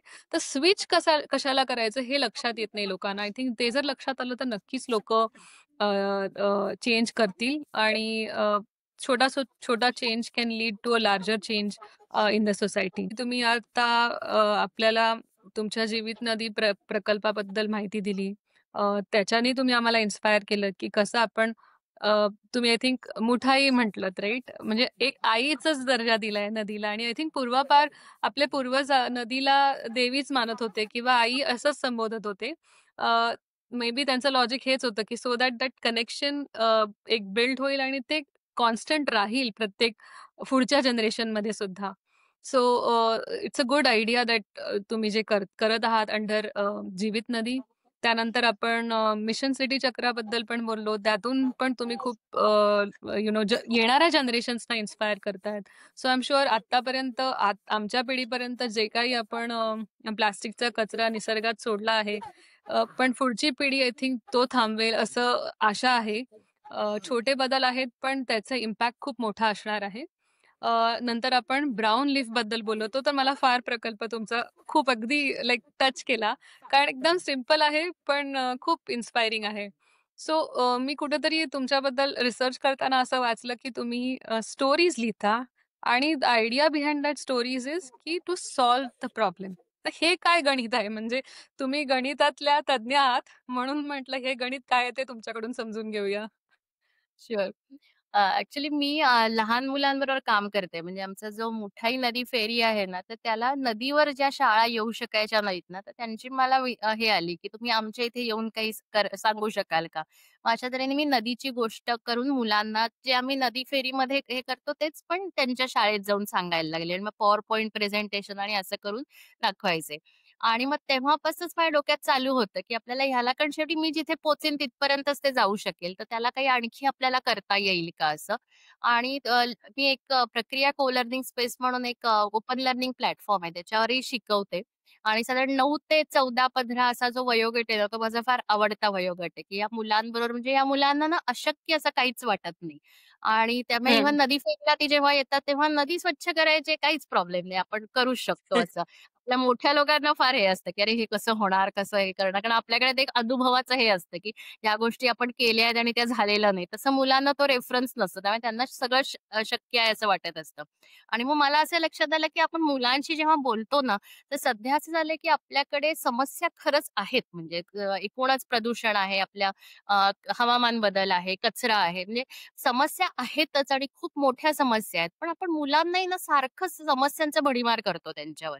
की कुठेही आलं की हं, हे किती भयंकर आहे, हे कसं आहे आणि माणूस कसा वाईट आहे आणि हे सगळं कसं संपणार आहे. अशा तऱ्हेने ना सतत जो डूम्सडे सिनारिओ म्हणतात ना, तो सतत मुलांना आपण हे करत असतो. मग म्हणलं मुलांकडे दुर्दम्य आशावाद आहे आणि आपला जर इतिहास पाहिला म्हणजे आपला इतिहास म्हणजे मी रादर प्रागइतिहास म्हणेन, की जेव्हा अजून आपण अशा ह्याच्यात नव्हतो, गटांमध्येच नव्हतो, सगळे माणूस म्हणून होतो आणि मग एकेकाळचा आपला 2 ते 3 लाख वर्षापासूनचा आपला जर इतिहास पाहिला आणि तर जंगलामध्ये राहत होतो एकेकाळी आणि आपण जर आपल्याकडे पाहिलं तर आपल्याकडे काही नखं नाहीत, दात नाहीत आपले, की शिकार करता येईल. आपल्याला काही ससा सुद्धा मागे टाकेल आपल्याला. पळणंही काही आपलं फार स्ट्राँग पॉइंट नाही किंवा ससा बीळ खोदून त्यात जाऊन संरक्षण स्वतःचं करू शकतो शिकारी हं, प्राण्यांपासून किंवा प्रतिकूल हवामानापासून. आपल्याकडे तर तेही नाही. म्हणजे आपण आहोत तसे निसर्गात जगायला अगदीच नालायक होतो खरं तर. पण आपला हं, मेंदू आणि 2 पायांवर चालण्याची आपली क्षमता, त्यामुळे आपले हात मुक्त झाले, ते शरीराचा तोल सांभाळण्यापासून. हे वापरून आपण ह्या ज्या सगळ्या गोष्टी आहेत, हे जे आजूबाजूला आपण बघतो, हे सगळं आपण निर्माण केलेलं आहे. आणि मग त्यामध्ये आधी हं, दगड आणि लाकडासारखे जे सरळ-सरळ दिसतात, निसर्गात उपलब्ध सहज आहेत, अशा गोष्टी वापरल्या. धातू हे जेव्हा माझ्या मिशन सिटी चक्र प्रकल्पातच मी जेव्हा धातूंचा खूप हे केला, तेव्हा मला ते आणखी छान वाटलं, की अरे धातू काही तसे इंट्युइटिव्हली मला दिसत नाहीत, की अरे हे मी एवढ्या टेम्परेचरला हे केलं, की त्याच्यातनं हा धातू मिळेल, हे माहिती नसतं. हे प्रयोग करत आपण आलेलो आहोत. आणि त्यामुळे निरीक्षण करणं, त्या आजूबाजूच्या गोष्टी बघणं, त्याचा एनालिसिस जो म्हणतो, ते करणं आणि अनुभवातनं शिकणं, हे आपले कायम मनुष्य ह्याचे चांगल्या गोष्टी होत्या. आणि कलेक्टिव्ह प्रॉब्लेम सॉल्व्हिंग आपण एकत्र येऊन हे करतो. आजही आता हं. तुम्ही दोघांनी मला संपर्क केलात, की माझ्याकडे जे अनुभव आहे तो मी सगळ्यांपर्यंत तुमच्या मार्फत तो अनेक लोकांपर्यंत मी पोहोचीन, जे माझं मला एकटीला शक्य नसतं झालं. त्यामुळे लोकं एकत्र येऊन खूप चांगल्या गोष्टी करतात, जे बऱ्यापैकी माणसांच्या बाबतीत युनिक आहे आणि आपण हे ज्ञान पिढ्यानपिढ्या पुढे देत राहतो. मग म्हटलं हेच आपण एकूणच जो एक अत्यंत असहाय्य असा जो एक प्रजाती होती, त्या प्रजातीने आज एवढा जो हे केलेला आहे, तर मग हे सगळं या गोष्टींमुळे शक्य झालं, की आपण तो जो विचार करतो, एनालिसिस करतो आणि एकत्र येऊन समस्यांवर तोडगा काढतो. आणि आता जर आपल्या लक्षात आलंय, की आपली चूक कुठे झालीये, काय आपण करायला नको होतं किंवा काय बरोबर आहे, तर त्याच्यावरही आपण तोडगा अशाच त्याच आपल्या क्षमतेतनं काढू शकतो. मग म्हटलं मुलांना मग हे का नाही आपण त्यांच्यापर्यंत पोहोचवत आहे, की अरे आपल्यात ही क्षमता आहे. आपण एकत्र येऊन सगळे मिळून विचार करून समस्यांवर तोडगा काढू शकतो, जरी समस्या खूप मोठ्या असल्या तरी. मग म्हणलं आपण हाच धागा पकडून मुलांशी बोलू. दरवेळी त्यांना किती वाईट आहे सांगण्यापेक्षा हे वाईट आहे, हं, मान्यच करायचं, की हे आहे आणि कशामुळे हे झालंय तो पूर्ण हे त्यांना देऊन ह्याच्यावर आपण असं काय उपाय करू? आणि मग मला लक्षात आलं, की मी माझ्या या सगळ्या प्रकल्पांच्या ह्याने इतक्या लोकांना भेटते.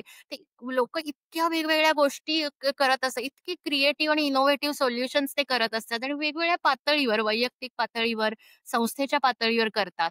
मग मी त्याच लोकांवर हे केलं. म्हणजे माझ्या गोष्टीतले जे हिरो आहेत किंवा प्रोटॅगॉनिस्ट आहेत, ती ही खरी लोकं आहेत. फक्त त्यांना गोष्टीच्या कळलं. स्वरूपात. पण मुलांना ते हं. नुसतं आपलं प्रीचिंग केल्यासारखं, भाषण केल्यासारखं मला सांगायचं नव्हतं. मग ह्यांचं मी गोष्ट काल्पनिक असते. पण ही पात्र जी आहेत, त्यांचं कार्य जे खरं आहे, ती पात्रच म्हणून ती लोकं येतात माझ्या गोष्टीत.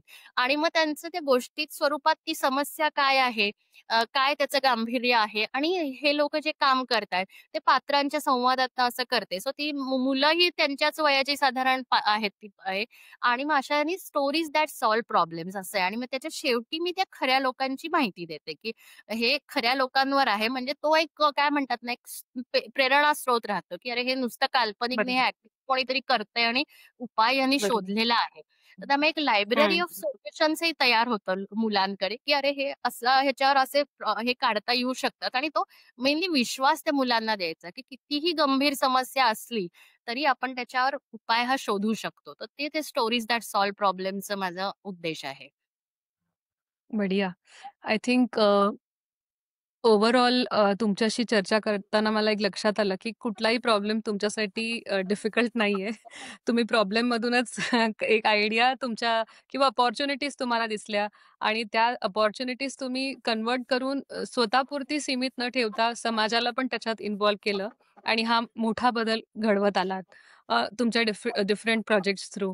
सो फर्स्ट ऑफ ऑल त्यासाठी तुमचे म्हणजे किती कौतुक केलं तेवढं कमी आहे आणि आय एम ग्लॅड की तुम्ही द अवेकनिंग ट्रेलमध्ये येऊन तुमचे अनुभव शेअर केले आणि मला पर्सनली तर खूपच इन्स्पायर केलंय. मी तुमच्याशी ऑफलाईन पण कनेक्ट करेन टू अंडरस्टँड की मी इथे बसून कसं काय तुमच्या कुठल्या ह्या प्रोजेक्ट्सला जॉइन होऊ शकते. अ, आता विथ धिस आय थिंक आपण आपल्या क्लोजिंग सेशनला आलो आहोत. सो मला 2 प्रश्न आहेत तुम्हाला विचारायचे आणि त्याच्यामध्ये स्वतःचा स्वार्थ पण आहे आणि मला असं वाटतं की त्या मेसेजेस थ्रू आपण इफ नॉट मेनी ॲट एकामध्ये जरी बदल घडवू शकलो तरी खूप आहे अचीव्हमेंट असं मला वाटतं. सो पहिला प्रश्न असा, की तो ताई असे 2-3 काहीतरी छोटे प्रभावी चेंजेस तुम्ही आम्हाला ॲडवाईस करा. ऑफकोर्स तुम्ही प्लास्टिक मुक्त राहण्याबद्दल बोललात, कचऱ्याबद्दल बोललात, नदी कशी आपण आपली आई मानून किंवा how we should connect with नदी हे सगळं तुम्ही सांगितलत. पण त्या व्यतिरिक्त आपल्या दैनंदिन जीवनात असे 1-2 म्हणजे जे काही तुम्हाला असे इमिडिएटली रिकलेक्ट होतील असे चेंजेस सुचवा. अगदी मी साधा सांगेन, की मी जे मगाशी म्हणलं, की प्लास्टिकच्या डब्याऐवजी स्टीलचा डबा एवढा बदल सुद्धा छोटा करून आपली नदी आपण स्वच्छ ठेवतो, आपल्या पर्यावरणात जाणारं प्लास्टिक आपण थांबवतो आणि ते जे एक दुष्टचक्र सुरू होणार आहे, एका प्लास्टिकमुळे ते काही हजार वर्ष जे राहणार आहे, ते आपण थांबवू शकतो. तर त्यामुळे मी तर म्हणेन, की आपण आई-वडील आणि मुलांनी प्रतिज्ञाच करून टाकायची. आम्ही एक तयारी केली आहे, ती मी पाठवते, की ह्या हो. तारखेनंतर आमचा डबा मी आणि माझी मुलं यांचा डबा हा स्टीलचा असेल, असं आपलं स्वतःशीच ठरवायचं. ते काही दुसऱ्या कोणाला तुम्ही हे नाही. एक तारीख दिलीत ना, की हा बदल होतो नक्की. दुसरा मी म्हणेन आपण हं. पेपर कप जे वापरतो, की आपण जेव्हा बाहेर जातो, तेव्हा घरी काही आपण पेपर कप वापरत नाही. पण ऑफिसमध्ये बऱ्याच वेळा पेपर कप्स असतात किंवा बाहेर जातो तेव्हा चहा प्यायला पेपर कप असतो. तर पेपर कपलाही बाहेरनं कागद असतो, पण आतून प्लास्टिक असतं आणि हो, ते तर हो. घातक आहे आपल्यासाठी. मग आपण काय करू शकतो, तर एक स्टीलचा पेला ज्याला म्हणतात ना, एवढासा जर आपण बरोबर आपल्या ठेवला आणि आता त्यातही इंटरेस्टिंग खूप आलंय. त्याचा कोलॅप्सिबल स्टील ग्लास आलाय, की जो असा मिटतो. तर त्यामुळे तसंही हो. आहे, की you can make a fashion statement also आणि त्यामुळे तो घेऊन जायचा आणि मी तर म्हणेन, की तिथे असं जेव्हा जाल ना एखाद्या चहाच्या ह्याच्यावर, तर मुद्दाम तसं स्टीलचा हे काढायचं. म्हणजे मग तोही एक मोठा हे होतो, की हल्ली Insta स्टोरीज आणि हे करा आणि स्वतःही सुरुवात करा. अगदी सोपा आहे करणं हा बदल आपल्या हातातला आहे आणि Insta स्टोरीज करा, हे करा आणि पसरवा ही आयडिया, की ह्या आयडिया व्हायरल होऊ देत अशा. तर त्यामुळे पेपर पेपर बरोबर. कपच्या ऐवजी आपला स्वतःचा हे बाळगणं हाही अगदी साधा किंवा मी म्हणलं तसं स्टीलची बाटली, की नाही मी शक्यतो पॅकेज वॉटर बॉटल तर घेणारच नाही. ही बाटली मी घेईन. पाणी हल्ली सगळीकडे उपलब्ध असतं. पाणी आपण त्याच्यात भरून घेऊ शकतो हवं तेव्हा. हाही एक खूप हे आहे किंवा इव्हन रियुजेबल प्लास्टिक बॉटलच्या ऐवजी ही बाटली कधीही चांगली. तर त्यामुळे कारण मायक्रोप्लास्टिक जे आहे ना, तर हे आपण असं जे धरतो की नाही, हाताने मी धरली आहे बाटली, तर आपल्या आत्ताचं माझ्या शरीराचं तापमान आणि माझ्या आजूबाजूचं तापमान ह्यानी सुद्धा मायक्रोप्लास्टिक त्या पाण्यामध्ये जात असतात आणि आपला उष्णकटिबंधातला हे असल्यामुळे बऱ्याच वेळा जे नेहमीचं रूम टेम्परेचर ज्याला म्हणतो, त्यांनीही मायक्रोप्लास्टिक ह्या पाण्यामध्ये मिसळत असतात. तर त्यामुळे आपल्या आरोग्याच्या दृष्टीने हे, की डबा, बाटली पेपर कपच्या ऐवजी स्टीलचं आहे, अगदी सोपे आहेत. आणि मी जे मगाशी म्हणलं, की साधं आपण फरशी पुसायला व्हिनेगार वापरणं किंवा टॉयलेट आणि ह्याला व्हिनेगर आणि बेकिंग सोडा हे तर मी म्हणेन तुम्ही ट्राय करा. कारण हे दोन्ही गोष्टी आपल्या घरी सहज असतात किंवा अगदी जवळच्या ह्याच्यात मिळणाऱ्या आहेत, की बेकिंग सोडा टाकायचा बेसिनमध्ये, त्याच्यावर व्हिनेगर शिंपडायचं. व्हिनेगर नसेल तर लिंबू सुद्धा चालतं. कारण बेकिंग सोडा ही अल्कली आहे, व्हिनेगर किंवा लिंबू हे ॲसिड आहे. आणि मग त्याची तुम्ही थोड्या वेळ थांबून जसं बाकी ह्याला करतो तसंच ते धुवून टाका. हे तर मी अगदी हे तुम्हाला लगेच फरक दिसेल, की त्याच्या स्वच्छ ह्याच्यामध्ये झालेला आहे आणि अगदी घरात असणाऱ्या या गोष्टींपासून सुरुवात करू शकतो. तर त्यामुळे हे तर अगदी छोटे बदल आहेत जे आपण नक्कीच करू शकतो. थँक सो मच ताई. आणि शेवटचा प्रश्न असा, की नव्या पिढीला तुम्ही काय संदेश द्याल? खरं सांगू का नवीन पिढी आहे ना ती खूप खूप हुशार आहे. आणि तू मगाशी जे स्टीलच्या हे प्लास्टिकच्या डब्याचं म्हणलीस ना, की ते रंगीत असतात, त्याच्यावर कार्टून असते. तर आम्ही जेव्हा आमच्या प्रकल्पाला सुरुवात केली तेव्हा हो. लोकांकडनं असं हे आला होता आम्हाला, की मुलांना पण ते डबे हवे असतील, कार्टूनवाले हवे असतील वगैरे. पण ॲक्चुअली आम्ही जेव्हा नदीची गोष्ट मी मुलांना सांगते आणि नदीमध्ये प्लास्टिक सगळ्यात जास्ती हे मुलांकडनंच येतं आणि स्टील मात्र त्यांनी कधीच कचऱ्यात बघितलेलं नसतं. हे मुलंच सांगतात. आणि तेव्हा आत्तापर्यंत एकही मूल म्हणलं नाहीये, की आम्हाला प्लास्टिकचा किंवा तो रंगीत डबा हवाय. आणि आम्ही जेव्हा-जेव्हा हे बोलतो, तेव्हा प्लास्टिकच्या डब्याऐवजी स्टीलचा डबा हे ट्रान्झिशन मुलांमध्ये अगदी सहज होतं. म्हणजे शंका-कुशंका या मोठ्यांना असतात मगाशी म्हणलं तसं. त्यामुळे मी नवीन पिढीला ना खरं तर काय सांगू संदेश देण्यापेक्षा म्हणेन, की बी युअरसेल्फ. तुम्हाला जे आत्ता वाटतंय ना जगात काहीच अशक्य नाही. हाच तुमचा विश्वास कायम ठेवा आणि कुठल्याही मोठ्या लोकांना हे शक्य नाही, ते शक्य नाही असं करून तो विश्वासाला तडे जाऊ देऊ नका. तुमच्यामध्ये ऑलरेडी खूप क्षमता आहे. डोळे उघडे हं. ठेवा, आजूबाजूला बघत राहा. खूप प्रॉब्लेम सॉल्व्हर्स आपल्या आजूबाजूला आहेत. So get inspired from them and continue what you are doing. Continue believing that every problem is solvable. एवढंच सांगेन मी मुलांना. Wow! And with that note I think आपण आजचा सेशन एंड करतो आहोत. ताई तुमचं मनःपूर्वक म्हणजे म्हणजे तुम्हाला मला म्हणायचंय, की इतकं आपण छान ह्या चर्चा केल्यात आणि आय थिंक प्रत्येकाला ह्याच्यातून काहीतरी शिकायला नक्कीच मिळेल आणि एक बदल जरी एकाने अडॅप्ट केला आणि बघितलं, की कसं लाईफ चेंज होतंय आणि प्रत्येक गोष्ट मला सर्वात जास्त तुमची ही आवडली, की तुम्ही प्रॉब्लेम्सकडे कंटिन्युअसली प्रॉब्लेम न बघता त्याच्यावरती सोल्युशन काय काढता येईल ह्याच्याकडे फोकस करता. So thank so much once again अदितीताई. हं. धन्यवाद. तर हा होता आजचा एपिसोड. जीवित नदीच्या प्रवासातून एक गोष्ट मात्र स्पष्ट होते. जेव्हा लोकं पुढे येतात, तेव्हाच निसर्ग वाचतो. प्रत्येक छोटासा प्रयत्न, ते मग एक प्लास्टिक उचलणं, एक झाड लावणं किंवा एखाद्या मोहिमेला साथ देणं, खूप मोठा फरक घडवू शकतं. आपणही नदीप्रमाणे वाहत राहा, सकारात्मकतेने आणि जिवंतपणाने. शेवटी तुमच्या सगळ्यांचे धन्यवाद. आपल्या चॅनलला नक्की सबस्क्राईब करा आणि आम्ही अशाच वेगवेगळ्या व्यक्तिमत्वांना आणि त्यांच्या शिकवणींना तुमच्यापर्यंत पोहोचवत राहू. तोपर्यंत आनंदात राहा, निसर्गाशी जुडून राहा आणि सगळ्यांवर प्रेम करा. And as I always say, beyond the well, the trail begins. भेटू पुढच्या आठवड्यात अजून एका अशाच व्यक्तिमत्वासोबत. Until then, take care.